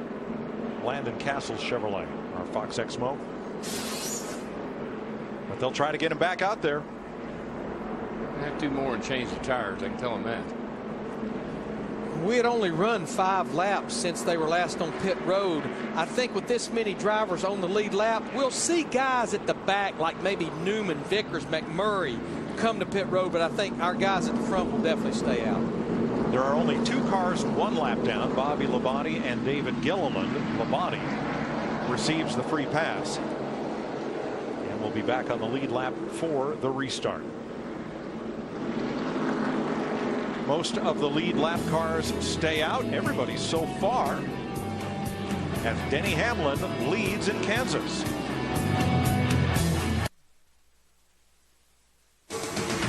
NASCAR Sprint Cup Racing on Fox, presented by True Grit on DVD, is sponsored by Sprint, proud sponsor of the NASCAR Sprint Cup Series. While we're under caution, let's take an inside look at what's happening now in the NASCAR Sprint Cup Series, brought to you by Sprint and HTC Evo 4G. Kyle Busch has the fastest lap of the race, set back on lap number 2.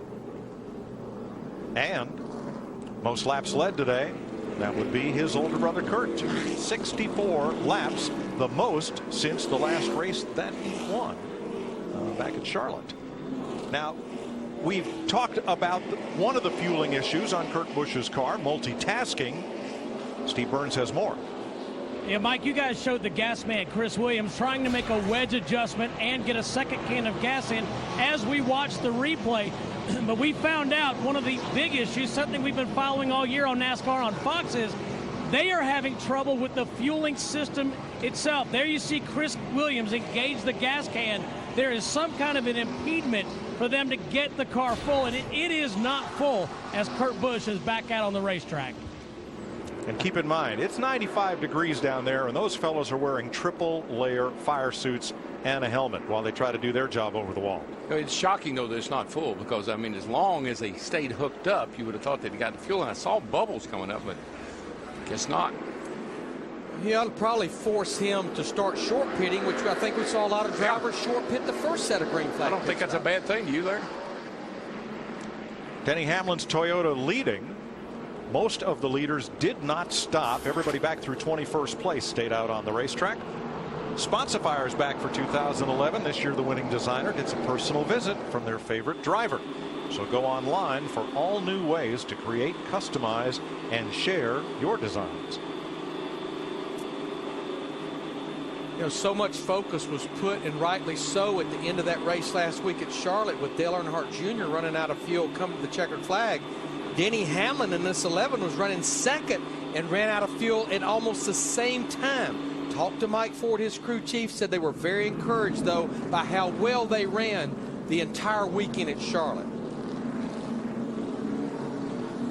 A lot of our NASCAR on Fox folks had a great time last night at the ballpark watching the Royals play. We love baseball on Fox. Next week, beginning 4 o'clock Eastern. You'll see a lot of Royals colors here at the Kansas Speedway. I was amazed last night how many folks drove down from Minnesota in their Twins gear to watch the game and watch the Twins win. They wanted to warm up a little bit.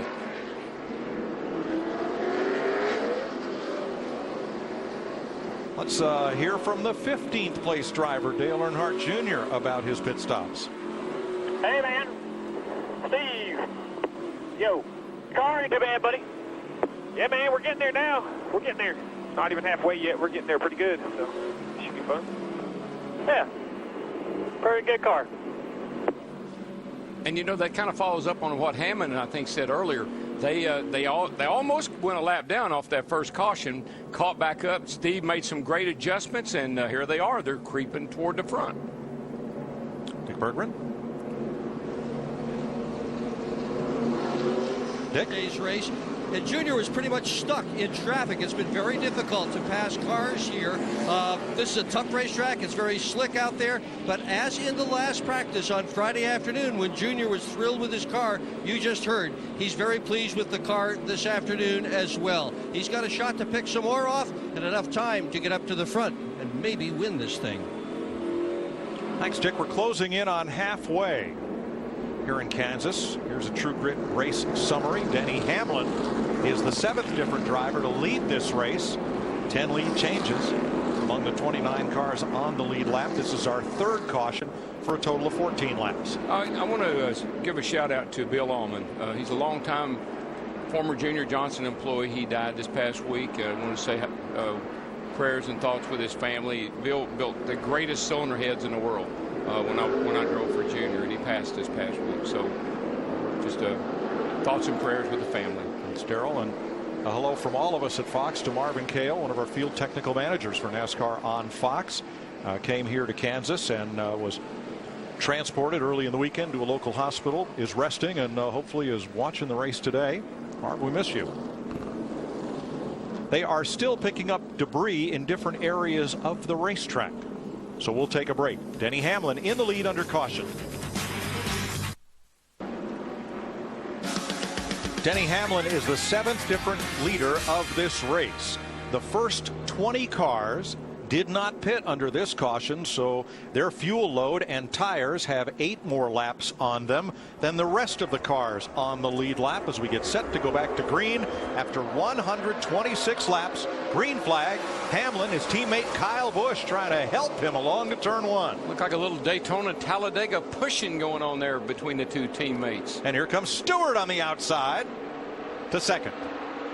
Yeah, it's like Tony tried to pick that throttle up quick, almost too quick, and had to roll back out. I think he had to roll out of it Yes. because he was carrying a little too much speed. Kurt Busch trying to move back up with Jimmy Johnson back there. From 6th on back, they're too wide.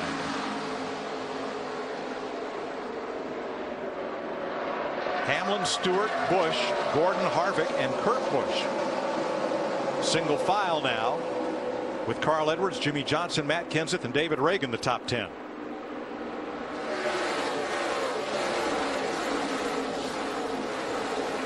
It's just a little dicey back in here with these cars on these restarts. Oh, here comes Johnson, and a car in the wall, turn 3. Is that Montoya? I think it's Montoya. Got in there just a little on the high side and couldn't get it back down. Got in the wall, getting into 3. Got in there good too. I wish you'd look at all these drivers that are running the apron through the front stretch here. We had 4 or 5 of them down there. Closer to the front, here is Kurt Busch battling the 29 of Harvick. This is for 5th place, and here comes 5-time Jimmy Johnson. Right in front of him, Kurt Busch. Steve? Mike, I just want to follow up on Kurt Busch. I talked to Trent Cherry, the pit crew coach at Penske. He says he thinks that they have the car full, but he did confirm they are having a problem fueling that 22. Yeah, I support that, Steve, that it definitely looked like it was full before they let him go on that last pit stop. Yeah, we saw the fuel bubbling up in the tube there, so pretty sure if it's not full, it's practically full. Clint Boyer, our American Ethanol onboard camera, battling Greg Biffle side by side for 13th. And here's what happened. Watch the 42 left side of your screen. You know what it looked like? He got on one of those seams getting into turn 3, and it just wouldn't come down, and he got into the wall getting into 3 over there. Look how much momentum he lost there. And positions. Yeah, he's fallen all the way back to 28th position, Montoya, who started this race on the outside of the front row. What are they saying, Steve? Well, you can see Juan Pablo wiggling, Mike. He thinks he has a flat right rear tire. Flat right rear. Well, I'm sure they want to make sure, because when you get up where he was at, Steve, you sometimes pick up debris on your tires, and it'll make you think you've got a flat tire. They want to make sure. I can confirm that he has a flat right side. Yes. David Reagan battling his Roush Fenway Ford teammate Carl Edwards. They are side by side for 8th. And here comes Brad Keselowski in the deuce, Dale Earnhardt Jr. and Matt Kenseth.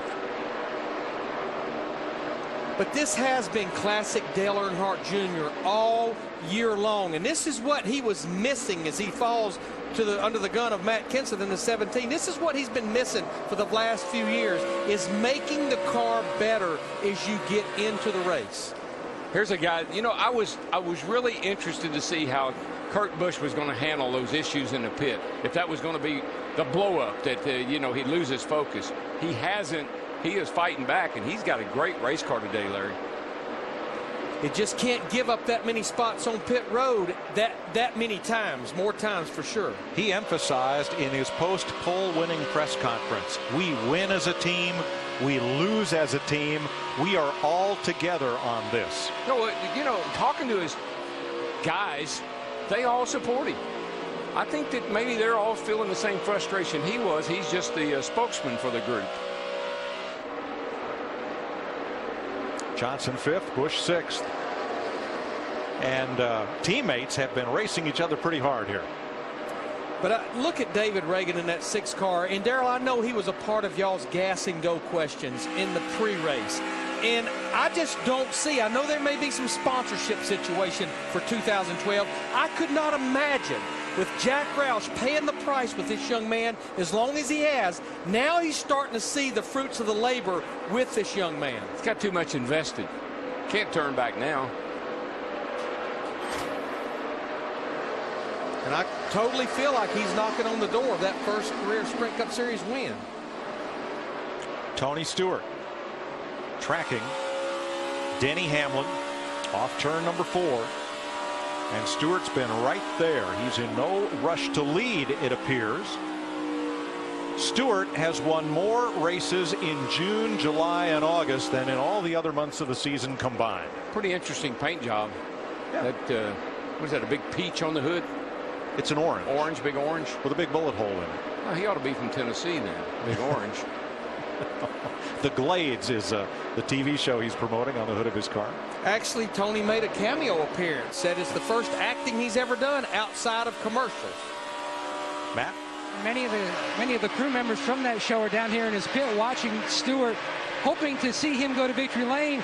As you mentioned, Mike, 21 of 39 wins through those months where they're hot and slick, and that's what Stewart likes. Right now, his car on the free side. He told Darian Grubb, if you can just tighten me up enough, I can do the rest. Back on lap 5 at the beginning, he said, boys, we have a car that we can do something with today. And so far, he's showing it.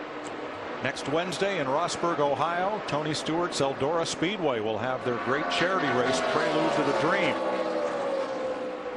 They raise a lot of money for great causes, and a lot of your favorite Sprint Cup drivers participate.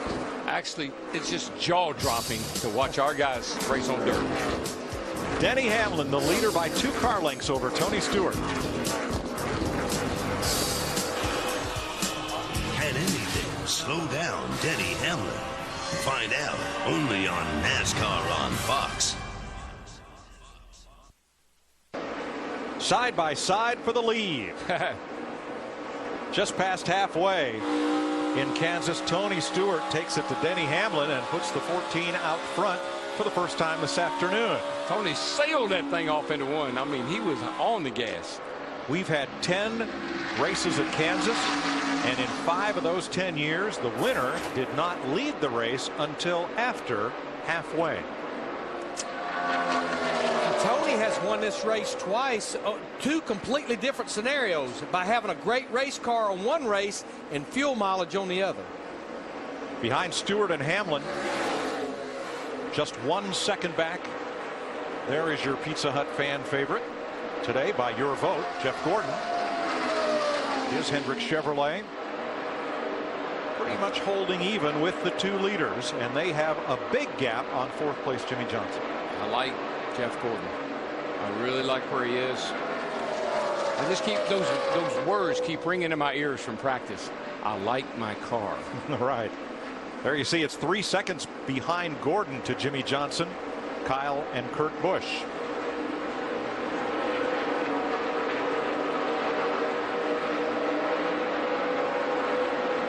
And we're about 15 laps away from green flag pit stops, and we've seen this entire race with Kyle Busch in the 18. At the end of a long run, he starts to fade. Looks like his brother, the 22 car, pole sitter Kurt Busch, is starting to come to life a little bit here. Well, Larry, on this next round of pit stops, you're getting to that point where somebody's going to take 2 tires. And we're going to say, you can't do that. No way is that going to work. And they're going to make me and you say, well, maybe it will. Right now, though, with 120-something to go, 4 tires, especially under green. Well, most of our top 20 drivers, 14 of them, in fact, have been improving their cars and running faster laps as the afternoon has worn on. But Kyle Busch, Kevin Harvick, Carl Edwards, along with Biffle, Logano, and Truex, ran their fastest lap of the day right at the beginning of the race, and their cars have not gotten quicker as the day has worn on. Krista. Mike, remember how I said Kevin deals with tight for about the first 7 to 8 laps of a run, then it goes loose. So he told Gil Martin, his crew chief on the last stop, tighten me up, I'll figure out what to do at the beginning. But then on lap 134, he said, it's not coming around, it's staying tight, it's supposed to get loose. 2 laps later, he said, wait, Gil, here it comes. Just keep him updated on what it's doing. That's about all you can do. Don't you love it when a plan comes together? That's when the crew chief always says, just be patient. It'll come to you. Carl Edwards now back in 9th place, Matt. What a difference from last fall, Mike. He qualified 31st, and as Bob Osborne told me, he turned in a blue-collar type performance and worked his way up to 6th. Different this weekend, the car fast out of the box. Right now, though, still the same concern. The car way too free on exit, no grip. That's his biggest hindrance. Thanks, Matt. 10th is our Charlotte pole sitter, Brad Keselowski. Yeah, he started back in the 25th position. I don't think they were that good at the drop of the green flag, but I think these 2 or 3 pit stops, Brad Keselowski and his crew, now they've cracked the top 10. I believe this group here is what's helped the 22 car more than anything else. He now has a teammate and another team that can help him get some good information. For 20 of the lead lap cars, green flag pit stops are coming. You're watching the STP 400.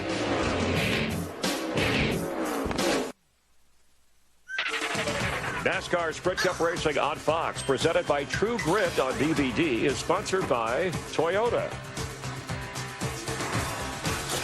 By AT&T, rethink possible. And by True Grit, own it June 7th on Blu-ray and DVD. Hope you're enjoying NASCAR on Fox. We are live in Kansas and a caution out as we have time for the AT&T race break. Dale Earnhardt Jr. with problems. Yeah, looks like he has lost it, came spinning around, but I mean, fortunately for him, it looks like he's not damaged the 88, so hopefully he's not going to have a problem tearing the tire up. Looks like all 4 tires are up, so he should be able to come to pit road, get 4 brand new Goodyears, and go ahead. Let's take a look at what happened here. He's been working his way up through the field. Yeah, he's been, getting the car better and better all day long. You see up here on the high side, the car just breaks loose away from him right there. Darrell's talked about those seams. He hits that seam the wrong way, that high up. All of a sudden, the car steps out and around it goes. And he made a great save as far as keeping the car, basically on track and not getting into the safer barrier. So we ride along with Dale Earnhardt Jr., who brings out the 4th caution. And after a good run, disappointing finish last week, lost about 4 or 5 spots here, and trying to end that winless streak of 105 races. See, Chris, what I can hear from the onboard right there is he got ready to get back in the gas. All of a sudden, the car started getting a little bit loose as he went to the gas and just kept coming around on him. Again, he did a great job of saving it, but now here it comes back to the fact guys getting ready to make pit stops. We've seen a lot of guys have problems on pit road, and track position seems to be so important as we get ready to open the pits. Yeah, we were coming up with Tony Stewart, your leader here, and he has 6 wins in the month of June. We were worried about green flag pit stops, but this may change things a little bit, obviously, with the 4th caution out. Well, it may help him, but we're taking a look right here at Denny Hamlin. To me, he has the best opportunity of beating these guys off pit road. His crew has performed flawlessly. They won the pit crew competition at Charlotte recently. They've been solid on pit road, and remember, the 48 cars had trouble. Let's check in the pits. Here's Krista. Thanks, Chris. Mentioned that the car was finally starting to come to Kevin Harvick. He said, Gil, I need to go back on that just a bit. Need to be a touch more free, so they're going to make a half round, take a half round out of the left rear wedge. Kevin also asking for that all-important bottle of water. It is definitely getting hot out here. Matt? Leader Tony Stewart says the car tiny bit free on entry, but the balance is consistent through the corner. 2 different gas men here. Gooch Patterson's going to go over the wall. That means no chassis adjustments, just air pressure. Steve. Well, Matt, Denny Hamlin saying he needs to turn better in the center of 3 and 4. He's a little loose on late exit. Jeff Gordon, the 24, says, I need more grip, more confidence and stability in my race car. Krista. Jeff Burton, Joey Logano also making changes for Jeff Burton. It was track bar. Joey Logano pretty happy with his car. No adjustments for Greg Biffle.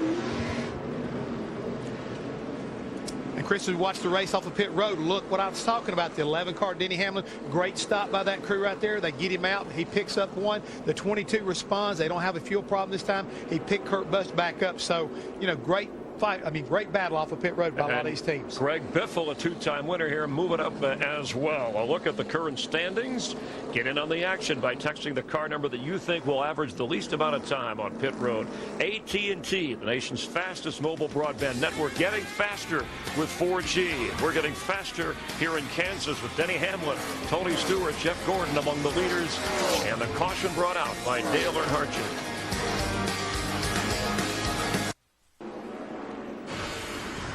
Kansas City is home to Sprint. It's a beautiful, vibrant city to visit as Sprint and HTC Evo 4G.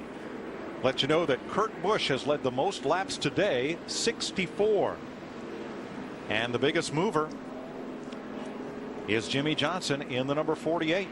Chevrolet up 20 positions from where he started. Fuel your inner NASCAR fan with live in-car audio from the new HTC Evo 4G.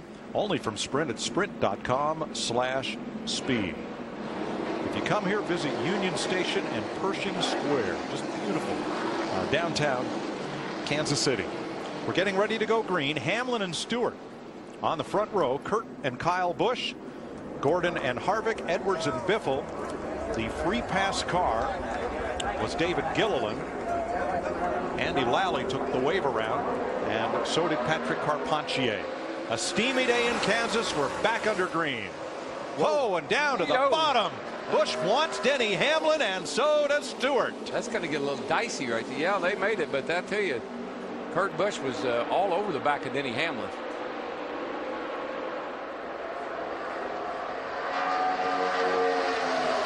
Greg Biffle kicked up a lot of dust coming off turn number 2 there. I don't think he hit the wall, but he was close. 4th place battle. Yeah, Jeff Gordon, that 24 car, he got a great run off turn 2 the last time. Gets to the inside of Kyle Busch in the 18. He wants that 4th spot with Carl Edwards in the 99 trying to follow.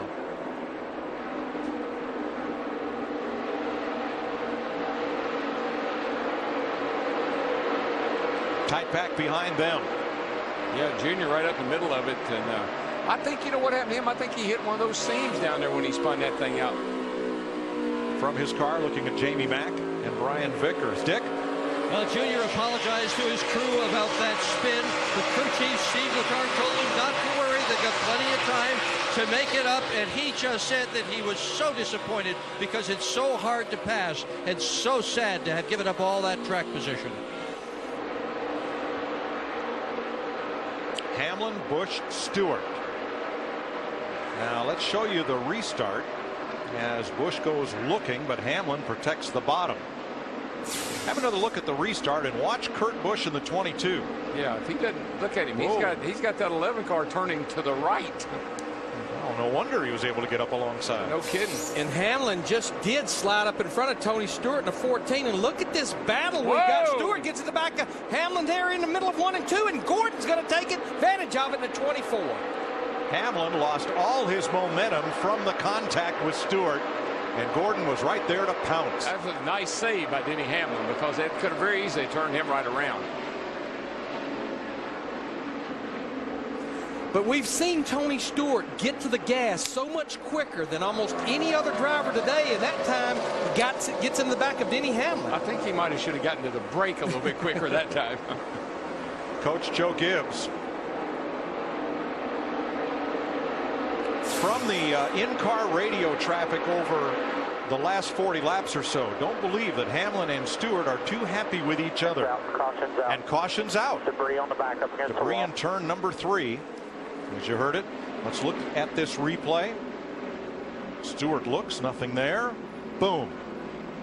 You know, I'm not so sure. In Tony's defense, he got down on the apron just a little bit, and his car got a little bit loose. I believe that's what shot him into the back of the 11. At the same time that Hamlin didn't get well into the corner, lost some of his forward motion, and carried Stewart right to him. Steve? Yeah, I'm listening to Mike Ford right now. Here's the issue with Denny Hamlin. He says, I am plowing something fierce. I feel like something wrong, and I feel like I'm solidly hitting the splitter. He also said the 22 got into him and ran him up the hill down in 1 and 2. Well, I think, yeah, that we had a great shot of that happening, Steve. I'm not so sure that I think he meant the 14 in 1 and 2, because the 22 got him on the restart right here, but the 14's the one that jacked him up. A little bit of damage to the rear valence of Hamlin's car. Can't believe there wouldn't be a little bit of damage to the old orange.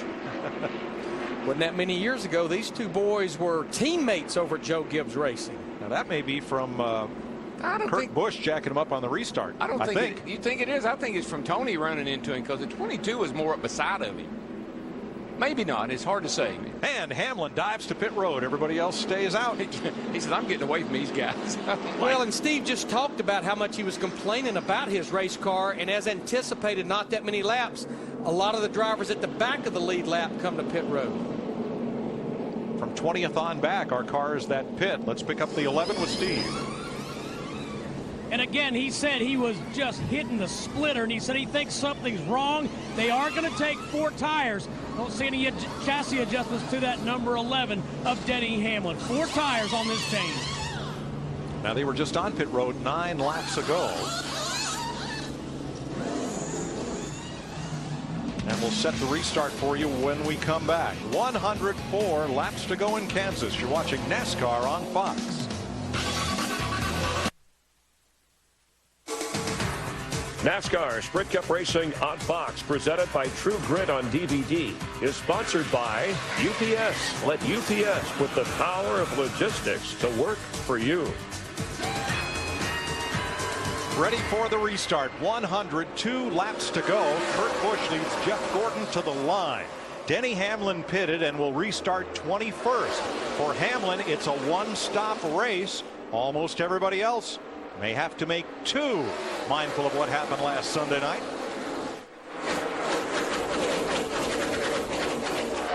Who did not get a good restart as we see this battle for second between Jeff Gordon and Tony Stewart. The 14 was Kyle Busch, and that 18 did not get a very good restart at all. His brother got a great restart. He's sitting out there, man, 10, 15 car lengths. Kurt led some 60 laps early in the race, out front on cruise control, and that's where he is right now as Tony Stewart holds off Jeff Gordon, and Stewart takes second. Gordon now under fire by Carl Edwards for third. I'm just really impressed with that 22 car today and Kurt. I just think this is a real turning point for that team. Who told me not to pick him? I don't know. Yeah, I do. Don't ask me. I only picked one good one all year, I think. One winner. 4 wide in the back. 5 wide. 5. They're down on the apron and up on the track, and are they going to make it? That's the question. Never thought we'd say that today. That's a bunch of drivers that hit pit road under that last caution, including Dale Earnhardt Jr. in the 88 that we're riding with, looking at Ambrose in the 9. Wow, fresh tires, no fear. Watch this mess. It's a bunch of fellas in a hurry, Darrell. Yeah. Including Hamlin.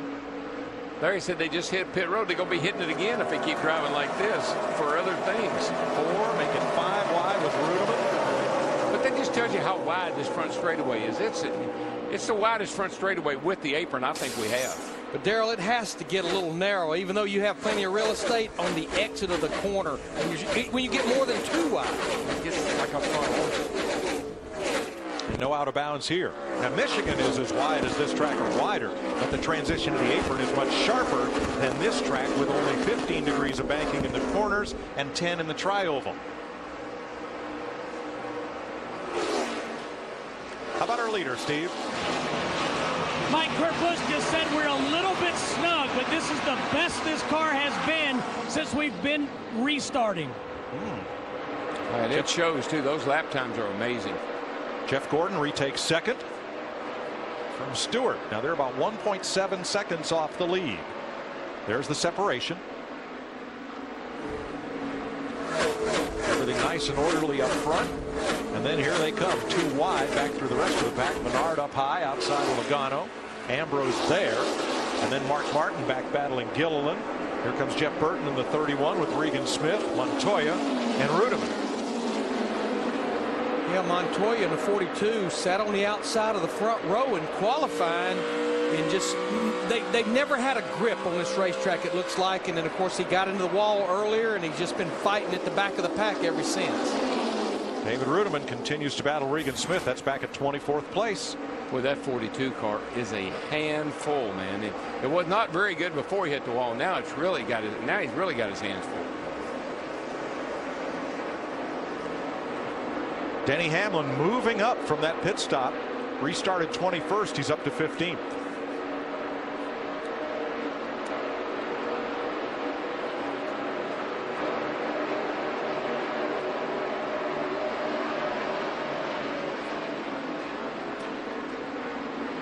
Carl Edwards in 4th. A lot of folks thought the Fords would be very strong today. Right now they're Edwards 4th and Kenseth 5th. Matt? And looking ahead to the final stretch of the race here, Carl telling Bob Osborne, start thinking about a couple different ideas of how you could try to help get me more front grip. That's really my only concern at this juncture. And he goes, and by the way, I do have one more request. Hey, you guys give me a cup of coffee or something on the next stop. It'd be nice, some hot chocolate. You a little chilly, buddy? Yeah, we, cold. And 4, big guy. Looks like at the start of the race when he was getting on you about the air conditioning. I love the way Carl and Bob pick at each other. Yeah. They are hilarious. And Bob didn't used to be that way. Carl has really just brought the best out in Bob, I think. He tries to rattle Bob Osborne, but Bob will not let it happen. He won't let it go. The other drivers for whom this is a home track, Jamie McMurray is 29th. And Clint Bowyer, yesterday's winner here in the Truck Series, runs in 9th. Yeah, he's just been slowly working his way into the top 10, Clint Bowyer has, and car looks pretty racing. You know, Clint spent most of his years here in Kansas racing on 2 wheels. He ran dirt bikes for a number of years. He didn't move to 4 wheels until 1996 when he started racing dirt locally around the Kansas and Missouri area. 2-time champion at nearby Lakeside Speedway. Built street rods, rat rods they're called, in his off time. Got a 50 Mercury that's pretty cool. A lead sled, if you will. Kurt Busch 1.8 seconds ahead of Jeff Gordon with 92 laps to go.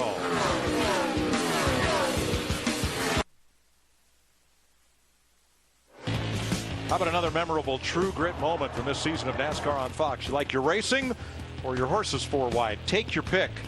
Because that finish at Talladega where Jimmy Johnson bested Clint Bowyer by 2 1/1000ths of a second. Yeah, that was one for the history books. That was one of those have you ever. Never. And there is Jimmy Johnson riding in 6th place, 5.3 seconds off the lead. Behind Kurt Busch, Jeff Gordon, Tony Stewart. And back for 18th. 2 drivers that are trying hard to win their first Sprint Cup race. Ambrose and Allmendinger. They're running with Dale Earnhardt Jr. and add Paul Menard just in front of them. The other that's in the top 25 in points in that category is David Reagan, and he's up in 13th spot. And you look at Ambrose and Allmendinger in the 9 and the 43. Teammates at Richard Petty Motorsports both had great runs in the Coke 600 last week. Junior trying to move back up. He had a little bit of contact while we were in a commercial. The car looks just a little bit loose. Joey Logano. Yeah, but the car looks a little bit loose. Right here, I think he just possibly times getting in behind Logano. I think he's trying to squeeze him between, let's see here. I think he's trying to squeeze in right there, made just a little slight contact. Just a bit, Dick. Well, Junior thinks that they can make it on just one more pit stop. They are trying a little treachery in car number 88, Mike. There's a video on YouTube we've all seen of some folks enjoying last Sunday night's race and those final laps. All I can tell you is that the lady was an Earnhardt fan, and the fellow she was watching the race with was a Kevin Harvick fan. Search Dale Jr. fan on YouTube, and you'll find it. That was a tough night for a lot of people, not just Dale and Steve Letarte and their team. It was a great night for Kevin Harvick, who in his 3 victories this season has led a total of 9 laps in those 3 races that he's been to victory lane. Yeah, Harv said when he got after Martinsville, let's see what right here. I think these guys get together. They're not very happy with each other. David Ruderman in the 00, A.J. Allmendinger in the 43. Yeah, they've been banging around on each other. Well, let's go back 2 laps and have a look. Right here, you'll see the 47. I mean, it's a 00 come up and gets the 43 loose. And this is a different one here and gets him loose again. And I think Allmendinger took offense to this. I did not see contact. He just ran up there so fast it just takes the air off that rear spoiler and the rear loses grip and gets loose. Jeff Burton 21st, trying to hold off the dinger in that retro 1972 paint job.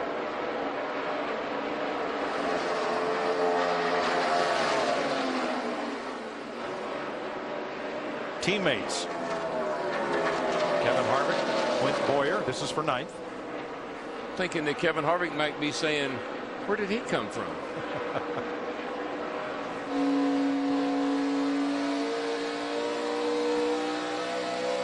No question, Clint Bowyer in this 33 group is a classic case. They've been making that car better and better every single pit stop as he's cracked the top 10 after starting the day in 27. Now with 81 laps to go, we feel the top 17 cars, Larry, that were last in at lap 154, those top 18 need 2 stops? They will definitely have to have 2 stops, including Kurt Busch, our pole sitter, who's leading this race right now. When I look at Denny Hamlin, though, right now, who's running in 14th position, here's the box that Denny Hamlin, Dale Earnhardt Jr. Yeah, all they have to do if we stay green is run 52 laps per run.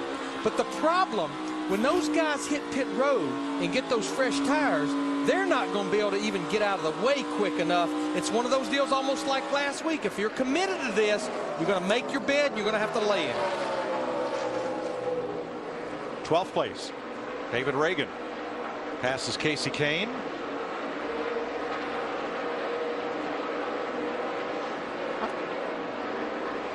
And on point, Kurt Busch has now led 93 laps. He's 1.7 seconds ahead of Jeff Gordon.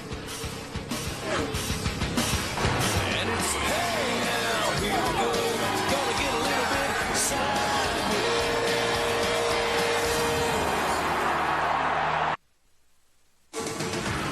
NASCAR Sprint Cup Racing on Fox is sponsored by True Grit. True Grit is the perfect gift this Father's Day. Out at June 7th on Blu-ray, Combo Pack, and DVD. Kurt Busch showing on a True Grit. Time for an AT&T race break as he leads Jeff Gordon, Tony Stewart, Carl Edwards, and Jimmy Johnson. What a leaderboard as we are 74 laps away from closing things out here in Kansas. A 400-mile race, and he has been your leader, the pole sitter. Again, we haven't had a pole sitter win a race since last year. Well, what a difference this race right here is making for these guys right here. They started out, he was complaining, but right now he's had the dominant car all day long.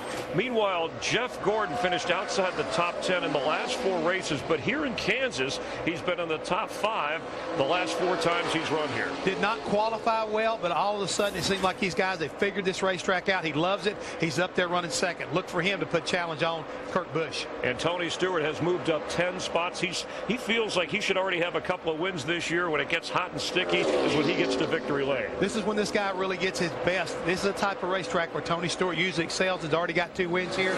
Look for him also to get better, and that pit stop's going to be so important. And Carl Edwards, who came in leading the points for the 6th straight race, and adding to that points lead, he's been steady all year, and he's your pick in our Pizza Hut prediction to win the race. Yeah, needs just a little bit of adjustment. Been talking to Bob Osborne. Next green flag stop or pit stop, they're going to make a little tweak to make that car back like it was early on. Jimmy Johnson started 31st, his worst starting position this year, but he told us on the pre-race show he likes the direction of his team in his quest for a 6th straight championship. Right now, Chad Canal seems like he's on his game. Him and Jimmy are communicating today. They're making the car better each time they bring it down pit road, and the pit crew's been performing. And you said it once this race started. We had 1 caution in the first 111 laps. You said this is a Matt Kenseth kind of race. He's a green flag, long run kind of guy. Got a solid pit crew right there, and he's steady Eddie. Jimmy Finnick, the crew chief on this car, he talked about short pitting today, but right now he's going to have to go for it if he wants to go the distance. Much of the discussion with DW Larry and Mike has been about the heat, how hot it is in the car on the track. Last week, this guy overheated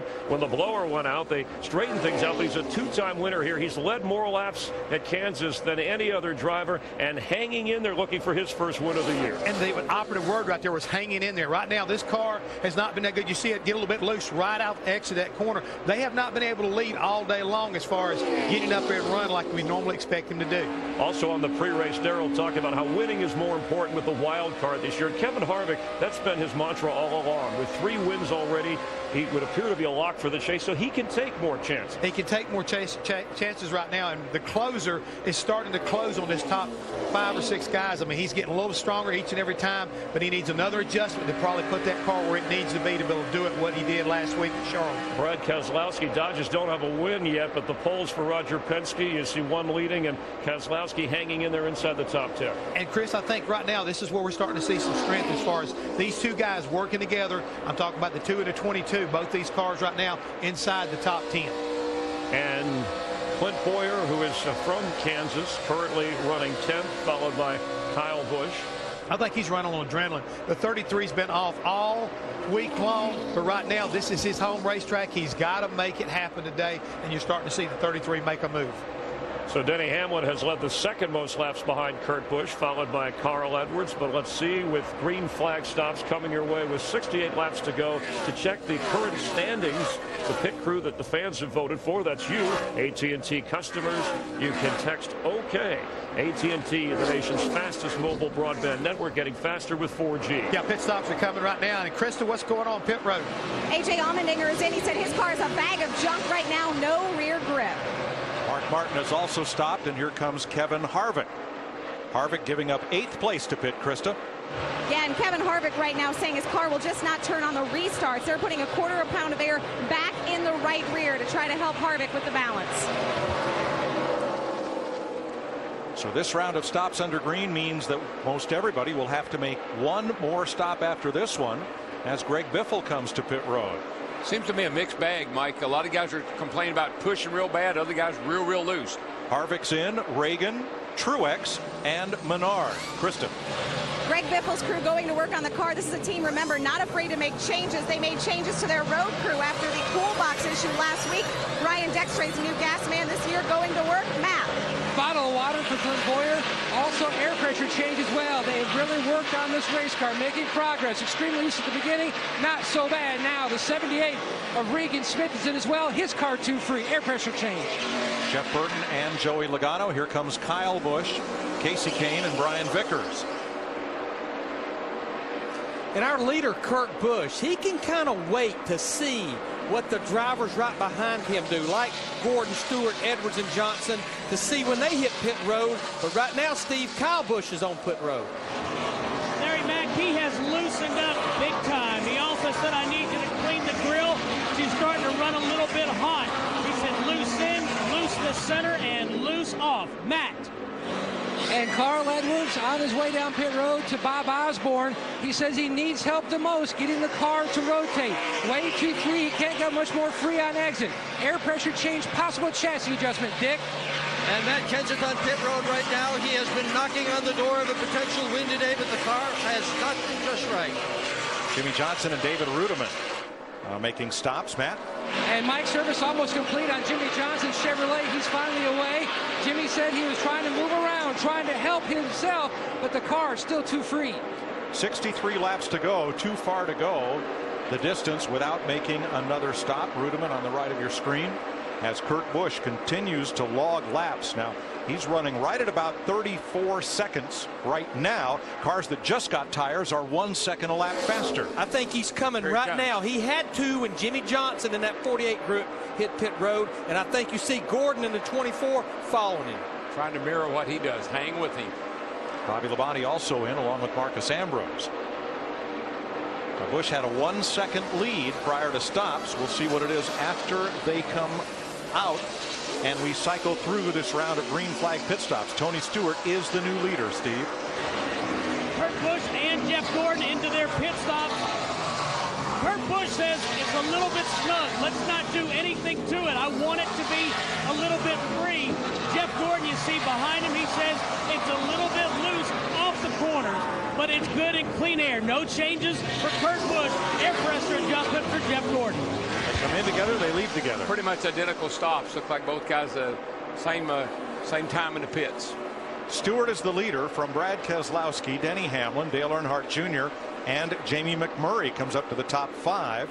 The top 9 cars right now have not made this green flag stop. But I'll tell you one thing that Kurt Busch did to Jeff Gordon.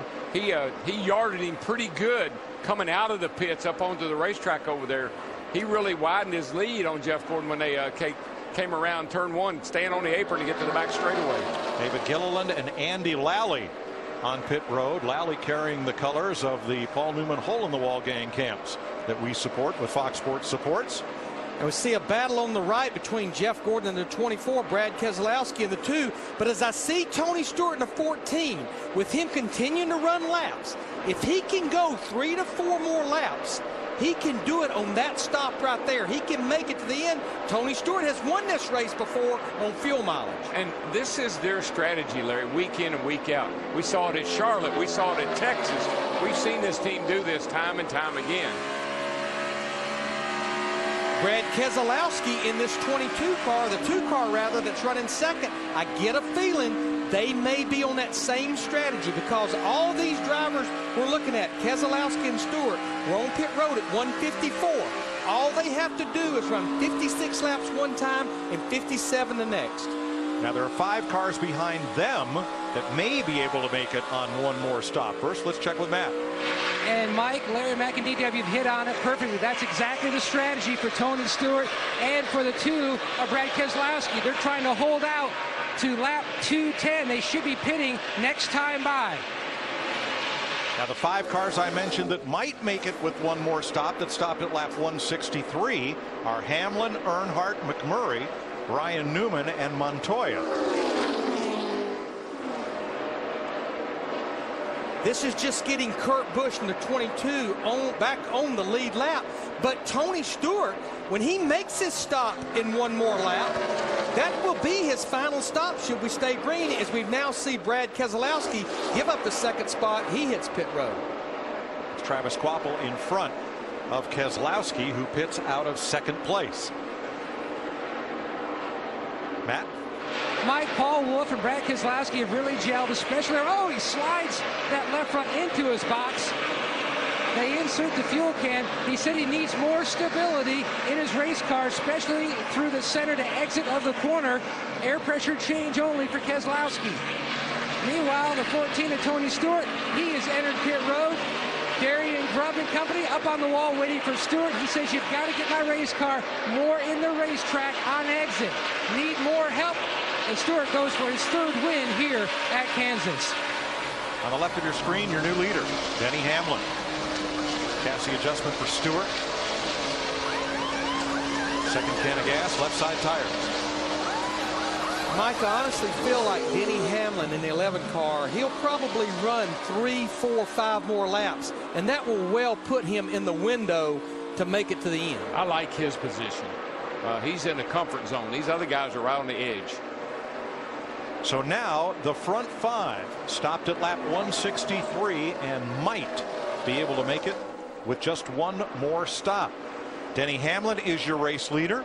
4.5 seconds behind his Toyota is Dale Earnhardt Jr. Sprint users have spoken. We're going to ride shotgun with Jr. Brought to you by Sprint and HTC Evo 4G.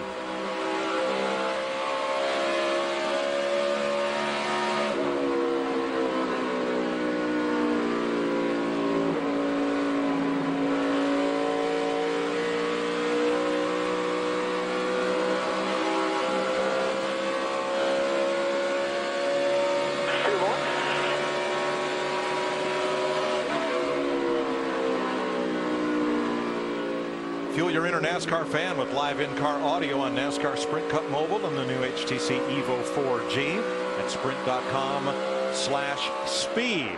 2 more means that Earnhardt will pit and have to run 52 laps to get to the finish line. And that's what he would have run, 52 laps since he was last on pit road. And that's right in the window, 52 laps. Provided we don't have a rash of green-white checkers at the finish. Just can't live there, you know. Nope. It may happen, it may not. We've got to deal with what we got. Montoya is one of those 5, and he pits on this lap. So that leaves Hamlin, Earnhardt, McMurray, and Newman out there trying to stretch with a one-stop race. Hamlin's coming. Yeah, here he comes. Earnhardt behind him hits the brakes. Dick Berggren. Once Earnhardt spun, this pit strategy was the only way remaining that they were going to win the race. And this team is focused on winning the race. It has been so long, not just for driver, but for pit crew. That was with Jeff Gordon last year. They are longing and hungry for a win, and that's what matters. All the stretchers are in. McMurray, Newman, and in front of Steve, Hamlin.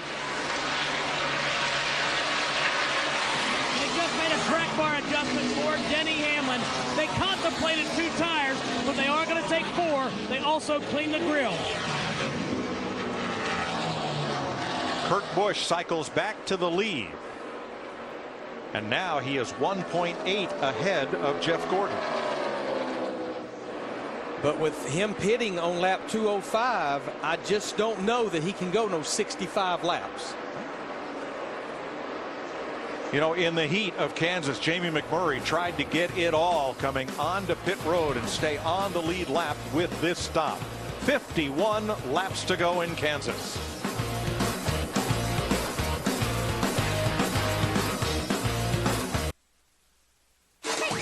NASCAR Sprint Cup Racing on Fox, presented by True Grit on DVD, is sponsored by Sprint, proud sponsor of the NASCAR Sprint Cup Series. By Lipitor. And by American Ethanol, American grown, American made, powering NASCAR.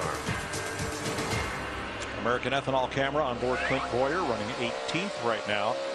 These green flag stops have really split the field. Check that, 13th for Bowyer, and he is 18 seconds back of leader Kurt Busch.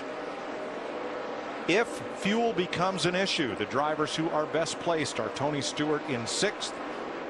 And Brad Keselowski in 8th. They can go the distance. Everybody else is hoping to get to lap 267 with the tank of fuel they have. If fuel becomes an issue, I'm going to start looking for water bottles, any kind of thing inside my car I could possibly get rid of just in case. Something that doesn't have your name or your car number on it. At that point, I don't really care. Just give me a caution. Kurt Busch has led 117 laps today. 24 cars on the lead lap right now. He just put Regan Smith a lap down. And your Pizza Hut fan favorite is up to 2nd place. Jeff Gordon, 2.3 seconds off the lead. Only 8 leaders today. Gordon has not led a lap and picked up the bonus point for doing so.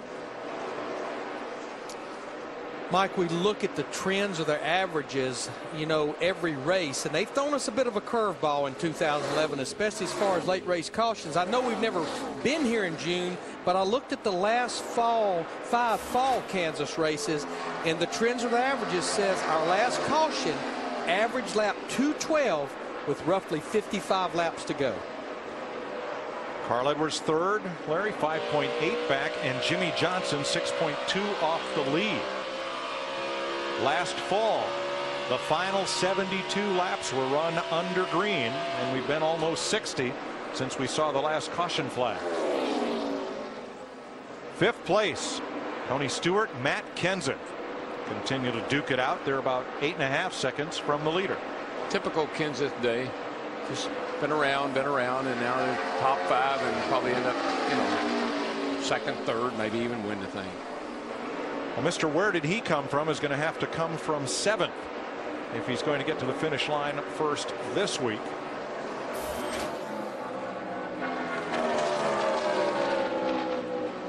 Kenseth in 6th, and there is Harvick just ahead of Brad Keselowski. Brad Keselowski in that 2, we feel like he's the other driver that can possibly make it to the end. And right now, he's about 3 to 4 seconds behind Tony Stewart in that 14 car. And I like what he's doing, Larry. If that's his plan, looks like he's drafting just a little bit off the 29 car. Got a little battle here. Third place. Now, there are more than 2 drivers that can go the distance. Stewart and Keselowski are the highest placed of those, but Denny Hamlin in 16th, Earnhardt in 20th, also stopped around lap 210 to 215, and so did Ryan Newman. Yeah, Hamlin, I mean, should it go overtime, I think Hamlin might be all right. He should, Darrell, but we keep getting a report and feedback that the handling has went away on that race car. He said, I cannot turn it in a 10-acre field. Ooh, and that burns fuel. 16th place. Hamlin's had top 10 finishes 3 of the last 4 races, including a second best at his home track, Richmond. And he's gained 8 spots in the points over the last 5 races. Well, these 2 boys right here, Carl Edwards in the 99, Jimmy Johnson in the 48, they know they're going to have to make another pit stop, so they're just racing their guts out right now with 39 laps to go. Yeah, that's how you give it all you got if you know you're going to have to stop again. Get as much a gap as you can on whomever's behind you.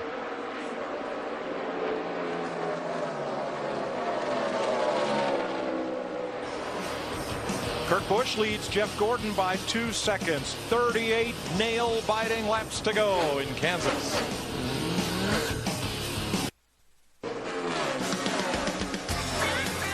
Will it be a fuel mileage marathon in Kansas? 33 laps to go. Kurt Busch out front. You see right there, Tony Stewart sitting back there running 5th, and Brad Keselowski sitting right there in the 2 car who's running in the 7th position. We feel like those 2 drivers can make it to the end. And Denny Hamlin came in at lap 215 along with Dale Earnhardt Jr. We're pretty sure they can make it. Casey Kane just came in for a splash of gas. Yesterday's race at Chicago, the 2 leaders coming to the flag both ran out of gas coming off turn 4, and Justin Allgaier sputtered his way to the checkered flag ahead of Carl Edwards. I've seen one guy run out just like we saw at Charlotte. I've seen other guys run out, but coming to the line, 2 guys racing for the win, and both of them ran out of gas. Now the irony, Brad Keselowski's teammate leading this race, Kurt Busch in the 22. There you see his crew chief Steve Addington. 30 on tires. 32 to go. It's 35 laps on this set of tires. They were last on pit road, a lap 205.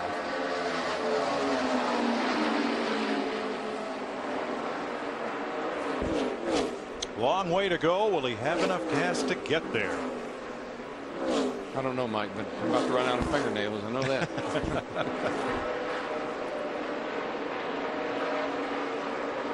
Stewart now 5th. And with the fuel to go the distance, Jeff Gordon came in on the same lap as the leader, Kurt Busch, lap 205. Carl Edwards, Jimmy Johnson right behind them, stopped 2 laps sooner. Matt? Brad Keselowski runs 7th. His crew chief, Paul Wolf, has done the math. He and the engineers, and at this point, Mike, they are 3/4 of a lap short, they believe, on fuel. They've notified Brad. He recently went into fuel conservation mode, trying to save. He says, right now, I'm at about the 20% fuel save technique. So right now, he's looking to save fuel on the 2. Well, the good news, Matt, is when we look at Tony Stewart, he's 2 positions behind him, 4 seconds behind him. If you go all the way back to Denny Hamlin, the 11, right now he has about a 14, 15-second lead over Denny Hamlin. Steve? And listening to Kurt Busch, he says, my car is starting to get tight. I'm going to go up on the high side and try that. I don't think he can go any higher. He's been running pretty high here for quite a while now, but to save fuel, I know that sounds like, how could you save fuel and be racing? But a driver knows. It's just like driving your street car.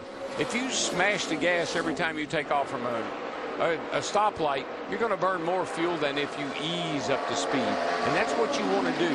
You want to ease into the throttle. You want to roll out of the throttle. You want to let the car roll on its own through the corner.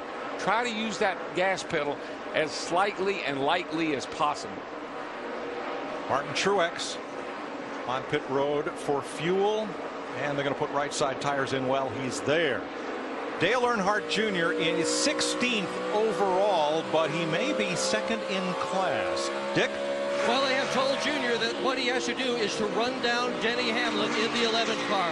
That pit, Earnhardt's pit, has decided that the 11 car of Hamlin is the only one that can make it. So if Earnhardt can pass him, he can win the race that way. A ways to go to do that. I almost confer.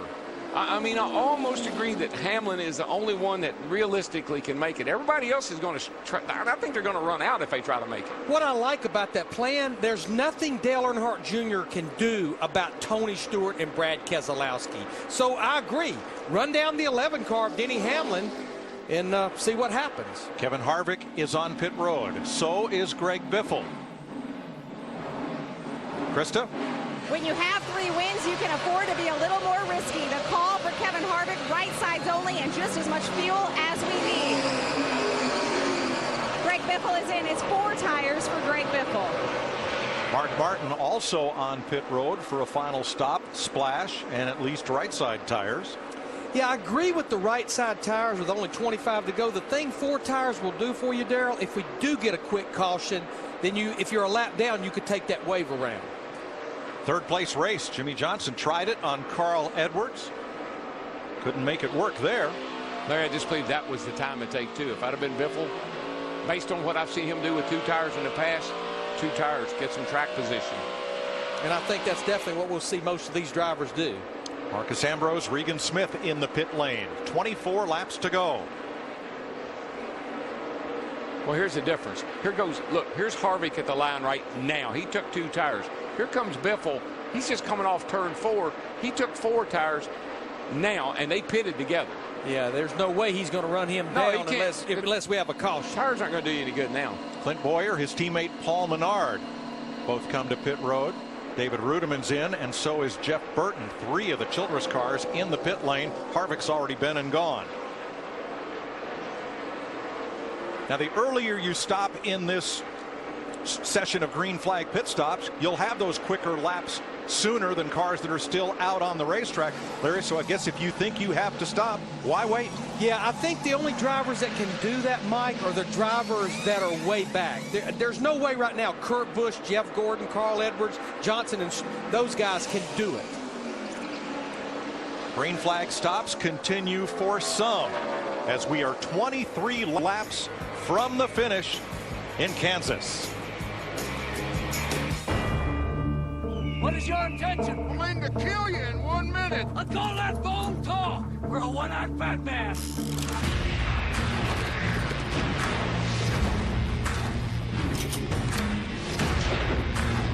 Marshall! Feel your hand! Help me. I can do nothing for you, son. Get True Grit for Father's Day this Tuesday on DVD and Blu-ray with digital copy at a hot low price. My favorite thing? My daughter's way of saying, welcome home. instant breakfast? A little piece of home after an away game. Eating lunch out. When Dad's in charge of dinner. Stop it. Stuffed crust. Making Wednesday feel like a Saturday.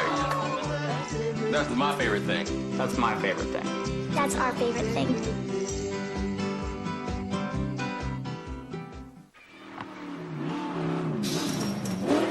Hey kid, this car is sick. Get in.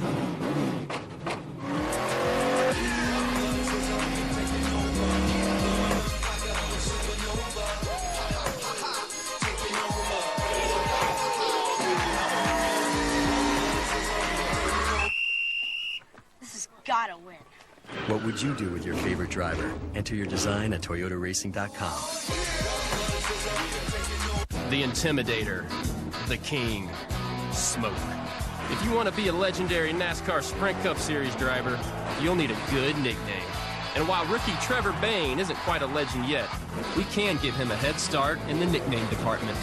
Because with Unlimited from Sprint, you can text, tweet, or post one at no extra cost. Together, we can give this speedy newcomer a name he'll never outrun. Unlimited from Sprint, only $79.99 a month.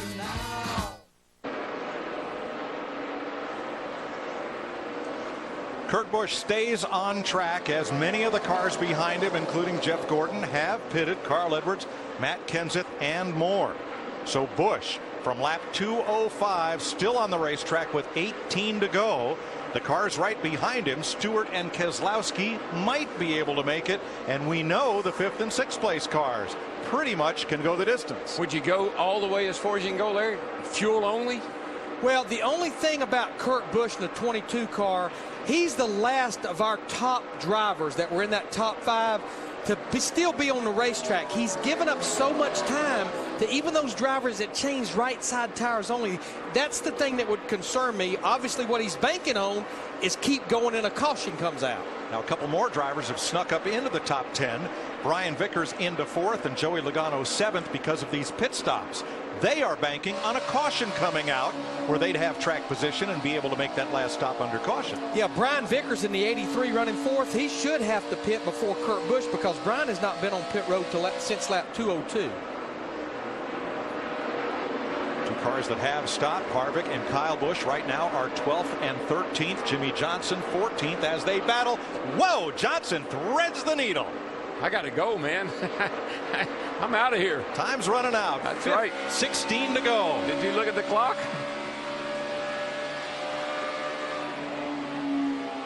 One thing about it, Larry, as this season unfolds, these crew chiefs are going to get smarter and smarter about this fuel mileage game, this game that they're playing.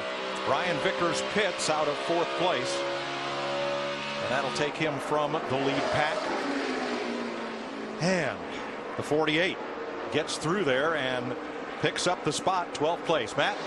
Mike, the drama meter also high for Tony Stewart in the 14. They've gone back after the last stop. They've recalculated the numbers.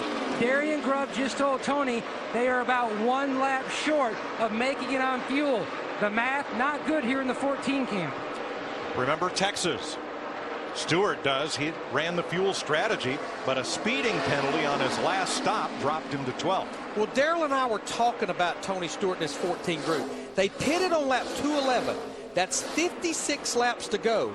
He ran 57 laps earlier with 7 cautions. It's about a 2-to-1 ratio, which equals 54 green flag laps, but he's going to have to run 56 green flag laps. I don't see how you can do it. I think you're going to run out. I think you're going to run out in the 3rd turn. Meanwhile, the driver Steve Letarte told Dale Earnhardt Jr. to catch and pass is now right off his hood ornament, Denny Hamlin. Now, would it not be poetic justice if Junior would win this race this weekend on fuel mileage? What about Denny Hamlin, who ran out of fuel with Dale Earnhardt Jr. in turn 3 and 4 last week? The 2 guys that ran out of fuel last week may just be able to stretch it this week. Joey Logano pits, and here is Stewart in the pit lane. They are not going to gamble with 13 laps to go. I think that's a smart call. They learned their lesson last year. Matt? Mike, Rick Pigeon, the second gas man, he's already filling up the 14 car. He's nodding that the 14's full of fuel. 2 tires for Stewart. He's away. You know what? As we look at Kurt Busch, that's leading this race now, this is the battle right now for third. Denny Hamlin in the 11, looking at Dale Earnhardt Jr. in the 88. But Brad Keselowski, the 2-car, Kurt Busch's teammate, they're 25th in the points. I'd run that son of a gun till it won't go no more here with 12 laps to go. And Keselowski was on pit road 5 laps after his teammate, Kurt Busch, who is still on the racetrack. Meanwhile, these two just keep inching up the board as the leaders pit. Logging laps, Hamlin and Earnhardt, 3rd and 4th. These are the guys to watch right here.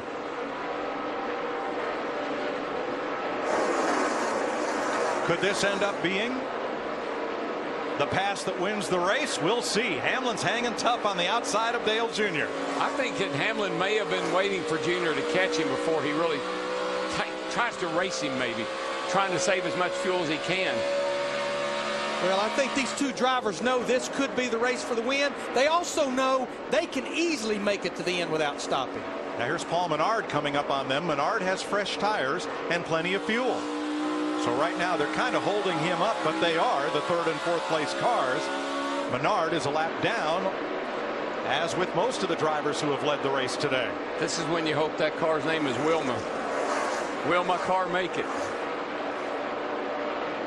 And Kurt Busch is coming in.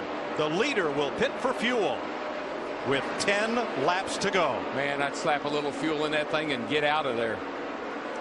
He will surrender the lead to his teammate Brad Keselowski. His lap times were pretty good, and man, that's the only chance he's got.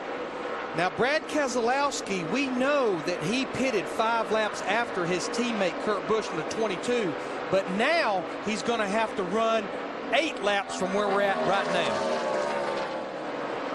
Steve? They talked about fuel only, but right side's going on for Kurt Busch in the 22, just right side tires. Keselowski, the new leader. Earnhardt, Hamlin will motor past Busch, who is wobbling in turn 1. He can't get going. The car may not be taking fuel. And that would be terrible for his teammate Brad Keselowski if he can't get that car going. He's got it. He's got it. It's fired up now. He's going. He's going.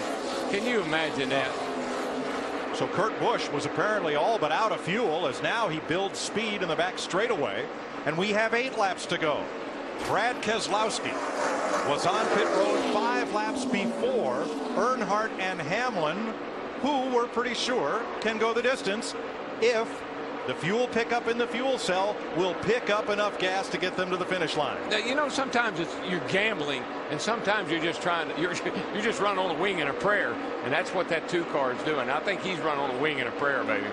Well, with a 6-second lead over Dale Earnhardt Jr., you know, he can even save more fuel. Roll out a little early, pick it up a little bit later. Now, of the drivers that had to stop, Jeff Gordon is now 4th. Carl Edwards 5th. Matt Kenseth, Tony Stewart, Jimmy Johnson. Juan Pablo Montoya has not stopped. He's 9th. And Kurt Busch rejoins in 10th. There'll be 6 laps to go. It looks like that Brad Keselowski has slowed his car down about a second a lap with a 5.5-second lead. 6 to go this time. I believe that's not enough. No, but I believe he can outrun Dale Jr. Even if Dale Jr. got to him, he's been running a little quicker lap times. We'll see what happens here, but man, he needs to roll out early. Let that thing coast. Jr. is 0.9 of a second faster with 6 laps to go. I mean, you got to use a little, you got to be realistic here. If Dale Jr. can make up a second a lap, he'll win it. If Keselowski can save enough fuel, he might be able to coast to the line. Listen to this thing. 5 to go. Listen to him. He's probably kicking it out of gear. Probably kicking the clutch in. Now. He is. See that? He pushed the clutch in and let it coast. You got to coast. Stay off the gas. 4.9 seconds is the margin with 5 to go. There he goes. Push the clutch in. Coast, coast, coast. Look at that. Look at the RPM right there. He's definitely shutting it off when he rolls out of the front. He's got plenty of lead over Dale Jr. 4.8. Plenty of lead. Jr. is no longer gaining. You're doing fine. Larry, you tell a race driver you got to drive this thing as fast as it'll go, and now look what he's got to do to win it. I haven't told him that in several laps. Yeah. I keep telling him how far that 88 car of Dale Earnhardt Jr. is back there, how many laps to go. 4.5 back, 4 laps to go. But I love what Brad's doing. I mean, he is really doing a smart job. It's going to be oh so close. And Dale Earnhardt Jr. is doing everything he can do. He's just got to run it as hard as he can. He's pulled away from Denny Hamlin now.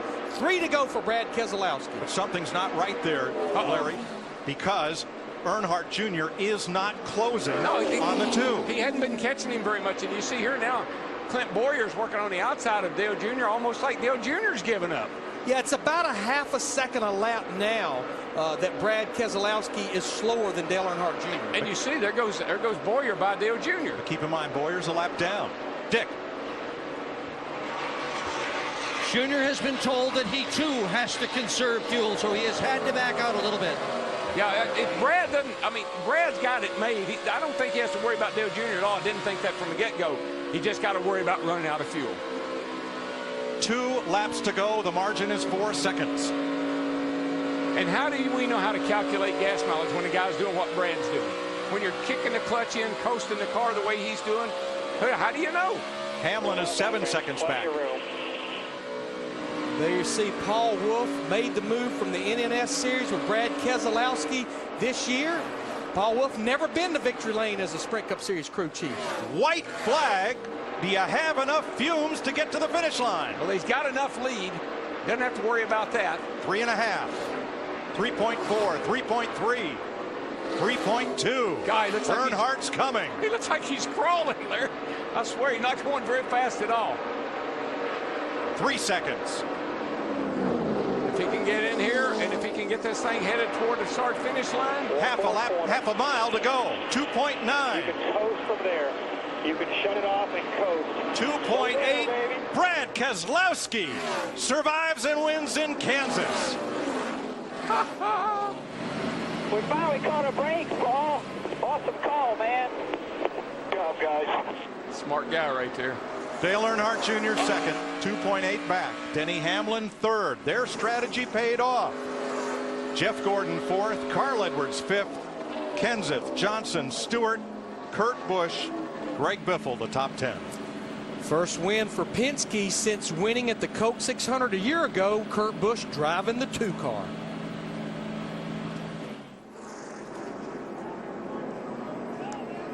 Penske had a pretty good weekend, guys. Flag, man. I want that flag. Shall we?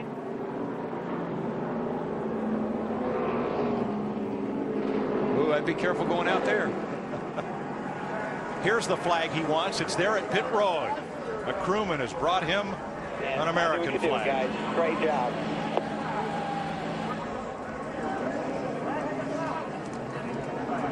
Brad Keselowski is a third-generation racer from Michigan.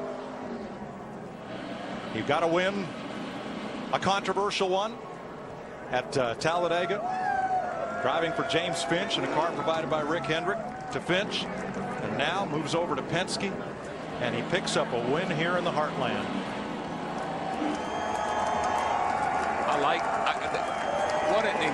Last week the incredible move was pushing your teammates.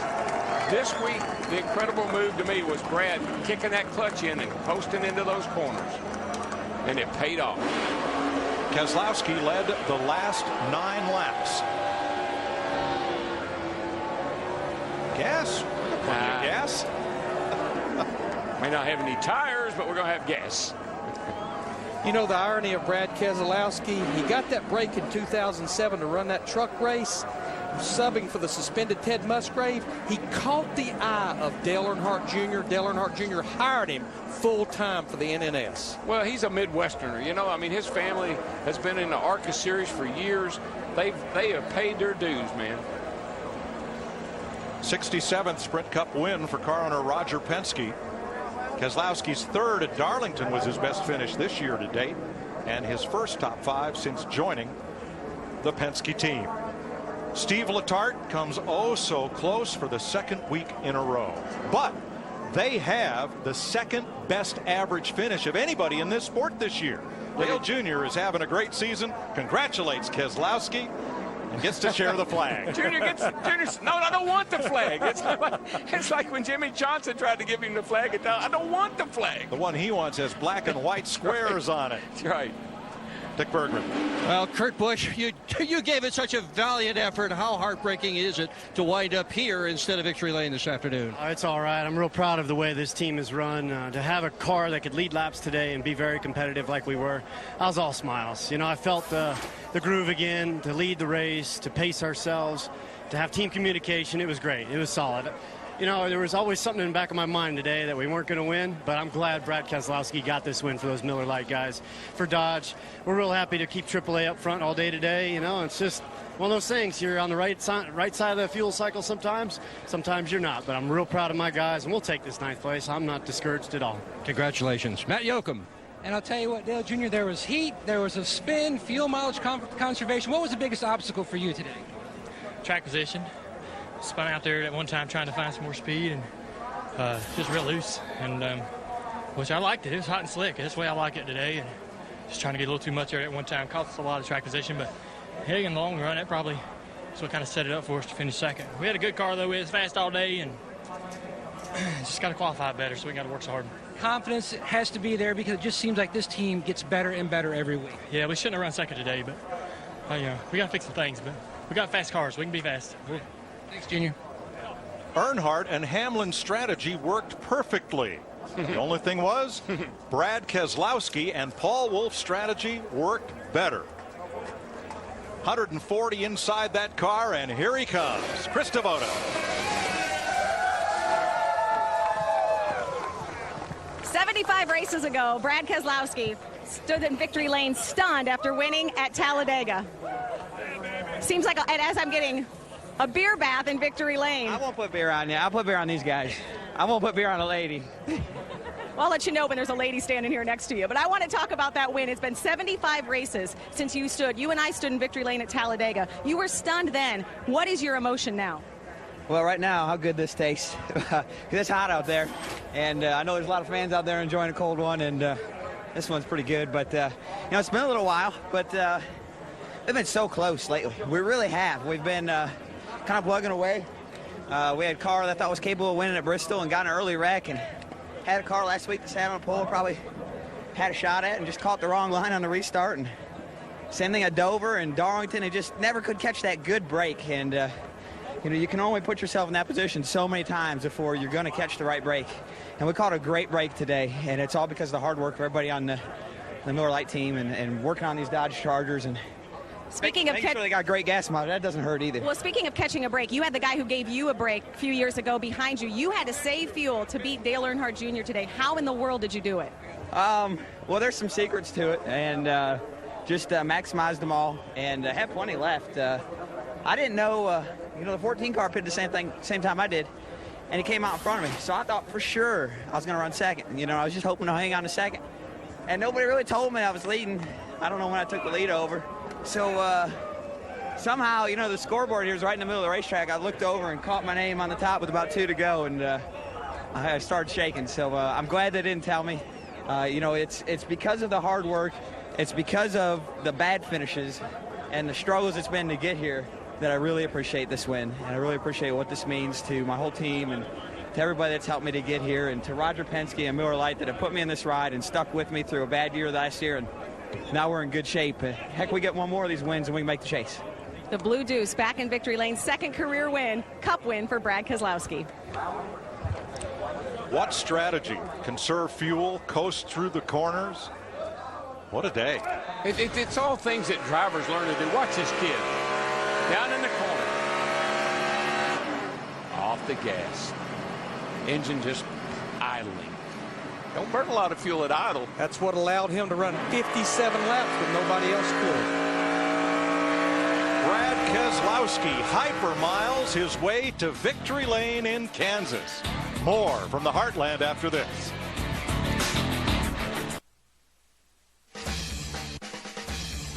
One more corner. You can coast from there. You can shut it off and coast. The winner, baby. No way! Yes! We finally caught a break, Paul. Awesome call, man. Good job, guys. This is awesome, guys. This is really, really awesome. I hope you all are enjoying this like I am. Yeah, you just doubled your win total in one race. Doubled it. Crew Chief Paul Wolfe having some fun with 27-year-old Brad Keselowski. 60 races since his only win, so a sense of humor, but a very likable guy, Keselowski.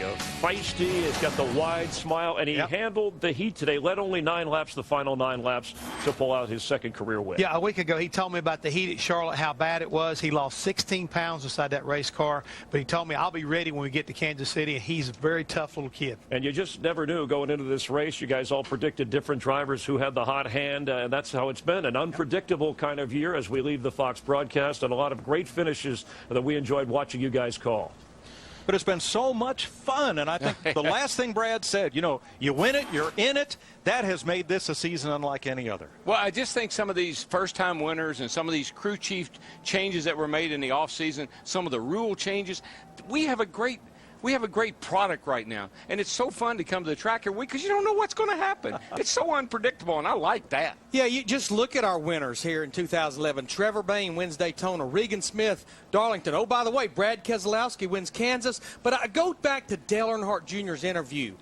A year ago, he would have given anything on earth for a second-place finish, but today in 2011, this is our NASCAR. It's all about winning. It's not about running second and a good points day. And boy, is it fun. Our great thanks to all the dedicated professionals that bring this race into your living room every week. And I need to take a quick second and single out two. We've all seen the devastation footage from the tornadoes that have hit America. But that piece that Jake Jolivet and Dan Massey edited about Jamie McMurray's visit to Joplin, I'm cheered up thinking about it as I was seeing it. My goodness. Folks, we owe it all to you, and you make us look good every week, and boy, we love to bring this race home for the folks. And we thank the fans for supporting those in NASCAR who try and do good things with the extra time and resources that they have. And, of course, that win, you talk about the wild card, Keselowski, and we'll look at points in a moment. That helps him get closer. The unofficial results here, Denny Hamlin wound up third, still searching for his first win of the year. Carl Edwards, Jimmy Johnson, those guys still hanging around the top of the points picture. Got to put the solid runs in right now, Chris. Each and every week, these guys are a factor. Clint Boyer, the Kansas native, winding up in the top 20.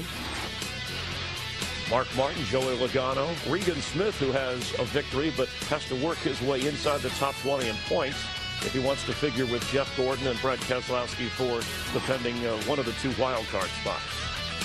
And rounding out the results from our race here in Kansas, 400 miles. A lot more to go here. Talk to some more drivers, wrap up the portion of the season that Fox is broadcasting. Look ahead and see who won our Pizza Hut prediction between Jeff Hammond, Darrell Waltrip, and Larry Mack in just a moment.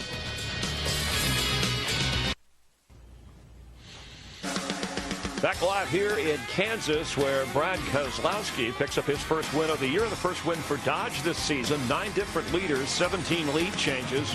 Carl Edwards led for 29 laps, and Carl remains the points leader halfway to the chase for the Sprint Cup Championship. Matt Yoakum caught up with Carl. When you come to Kansas, this is the Daytona 500 for Carl Edwards, and it seemed like at about the 250 mark in that mileage, the 99 just flipped the switch. Did the track just go away and hard to keep up? Yeah, the track changed a little bit. It kept getting slicker and slicker, which is great. But I didn't tell Bob what I needed, and I didn't know on that restart that we were going to be so loose. So we had that one restart, and our Aflac Fusion went back, and I applaud Bob and the guys. They worked really hard and addressed the problems I had. But then we had that long green flag run at the end, which is great. I'm really glad NASCAR let it run out like that. But we just didn't have the track position. But a fun day. And congrats to Brad. Those guys did a good job with the strategy. It just, man, I really like that racetrack. This is my new favorite racetrack. If it's hot and slick like this every time, it's me. I like it. And if you're a Carl Edwards fan, Pocono and Michigan coming up, 2 of his good racetracks. Thank you. Well, Denny, tell us about the day-to-day. You guys had a different pit cycle, but you guys really fought through some adversity. Yeah, proud of our whole FedEx Freight team. Did a great job today. We had a really good car there at the beginning, and there towards the middle part, I'm thinking something gave out on the front end, and we just went real bad tight. So we decided to come in, work on it, get fuel, to put us right there on that pick window, and obviously it worked out great for us. So can't say enough for this whole team. We're battling back. Pit crew's really stepping up these last few weeks and getting ourselves back in position. Denny, you said in the spring that you felt like you guys will be headed in the right direction. It appears that you are. Do you feel that way? Yeah, definitely. I mean, the slicker the racetrack, usually the better we are. So once we get into the summer, get to these hot racetracks, especially Pocono next week, we should be in good shape. Thank you, Denny. Thank you. Well, Tony Stewart has won here, running out of gas today. Tony, you had to pit for gas and lost the race. Well, it's happened before. I mean, it happened to the 22 car, too. So it's just... that's just pit strategy, and guys were able to pit when we had to stay out early in a run, and that got them to the end.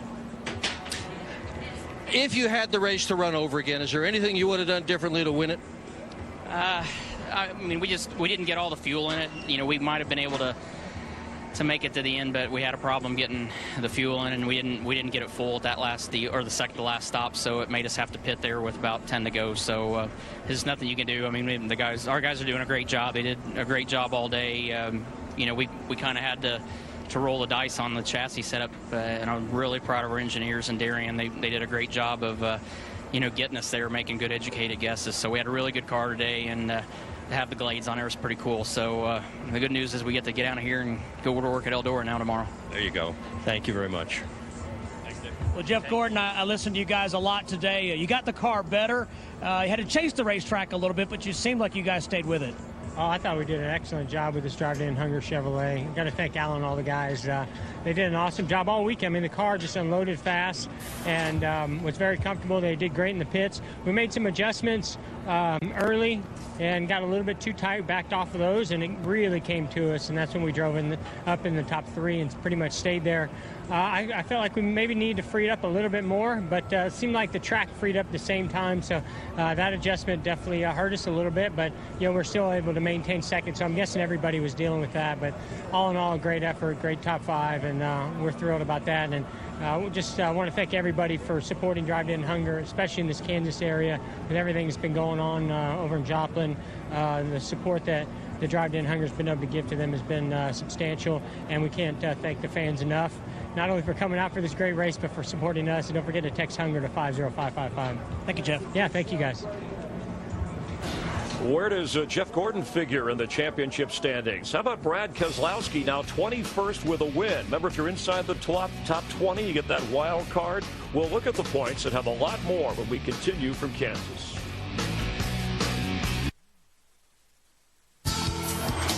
Promotional considerations provided by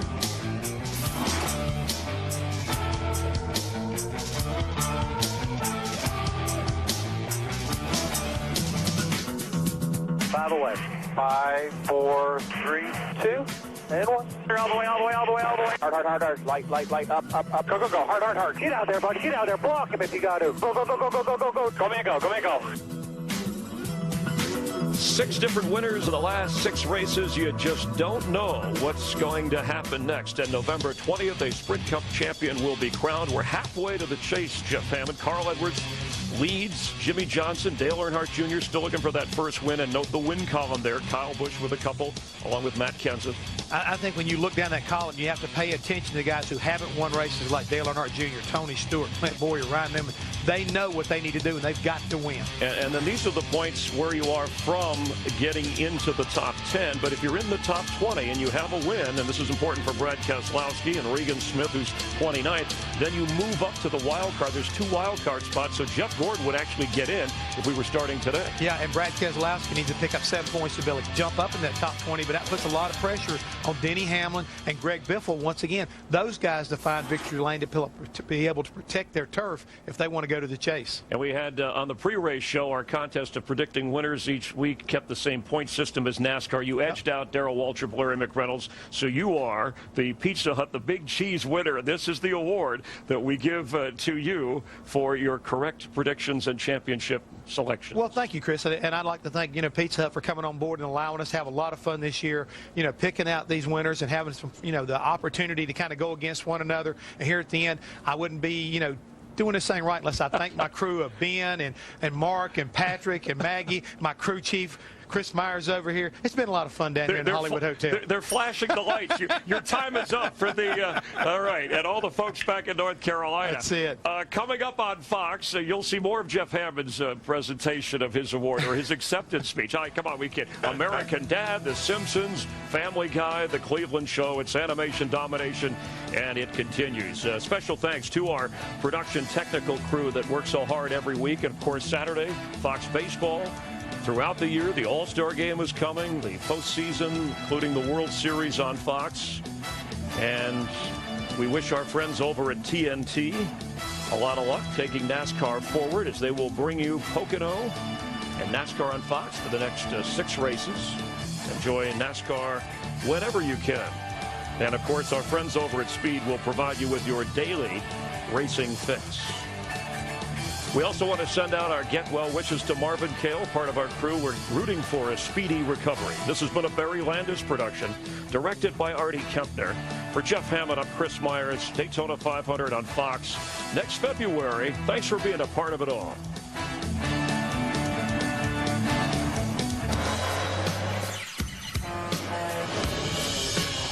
It's time to start another season of NASCAR on Fox. I am revved up. Buggity, buggity, buggity! Let's go racing, boys!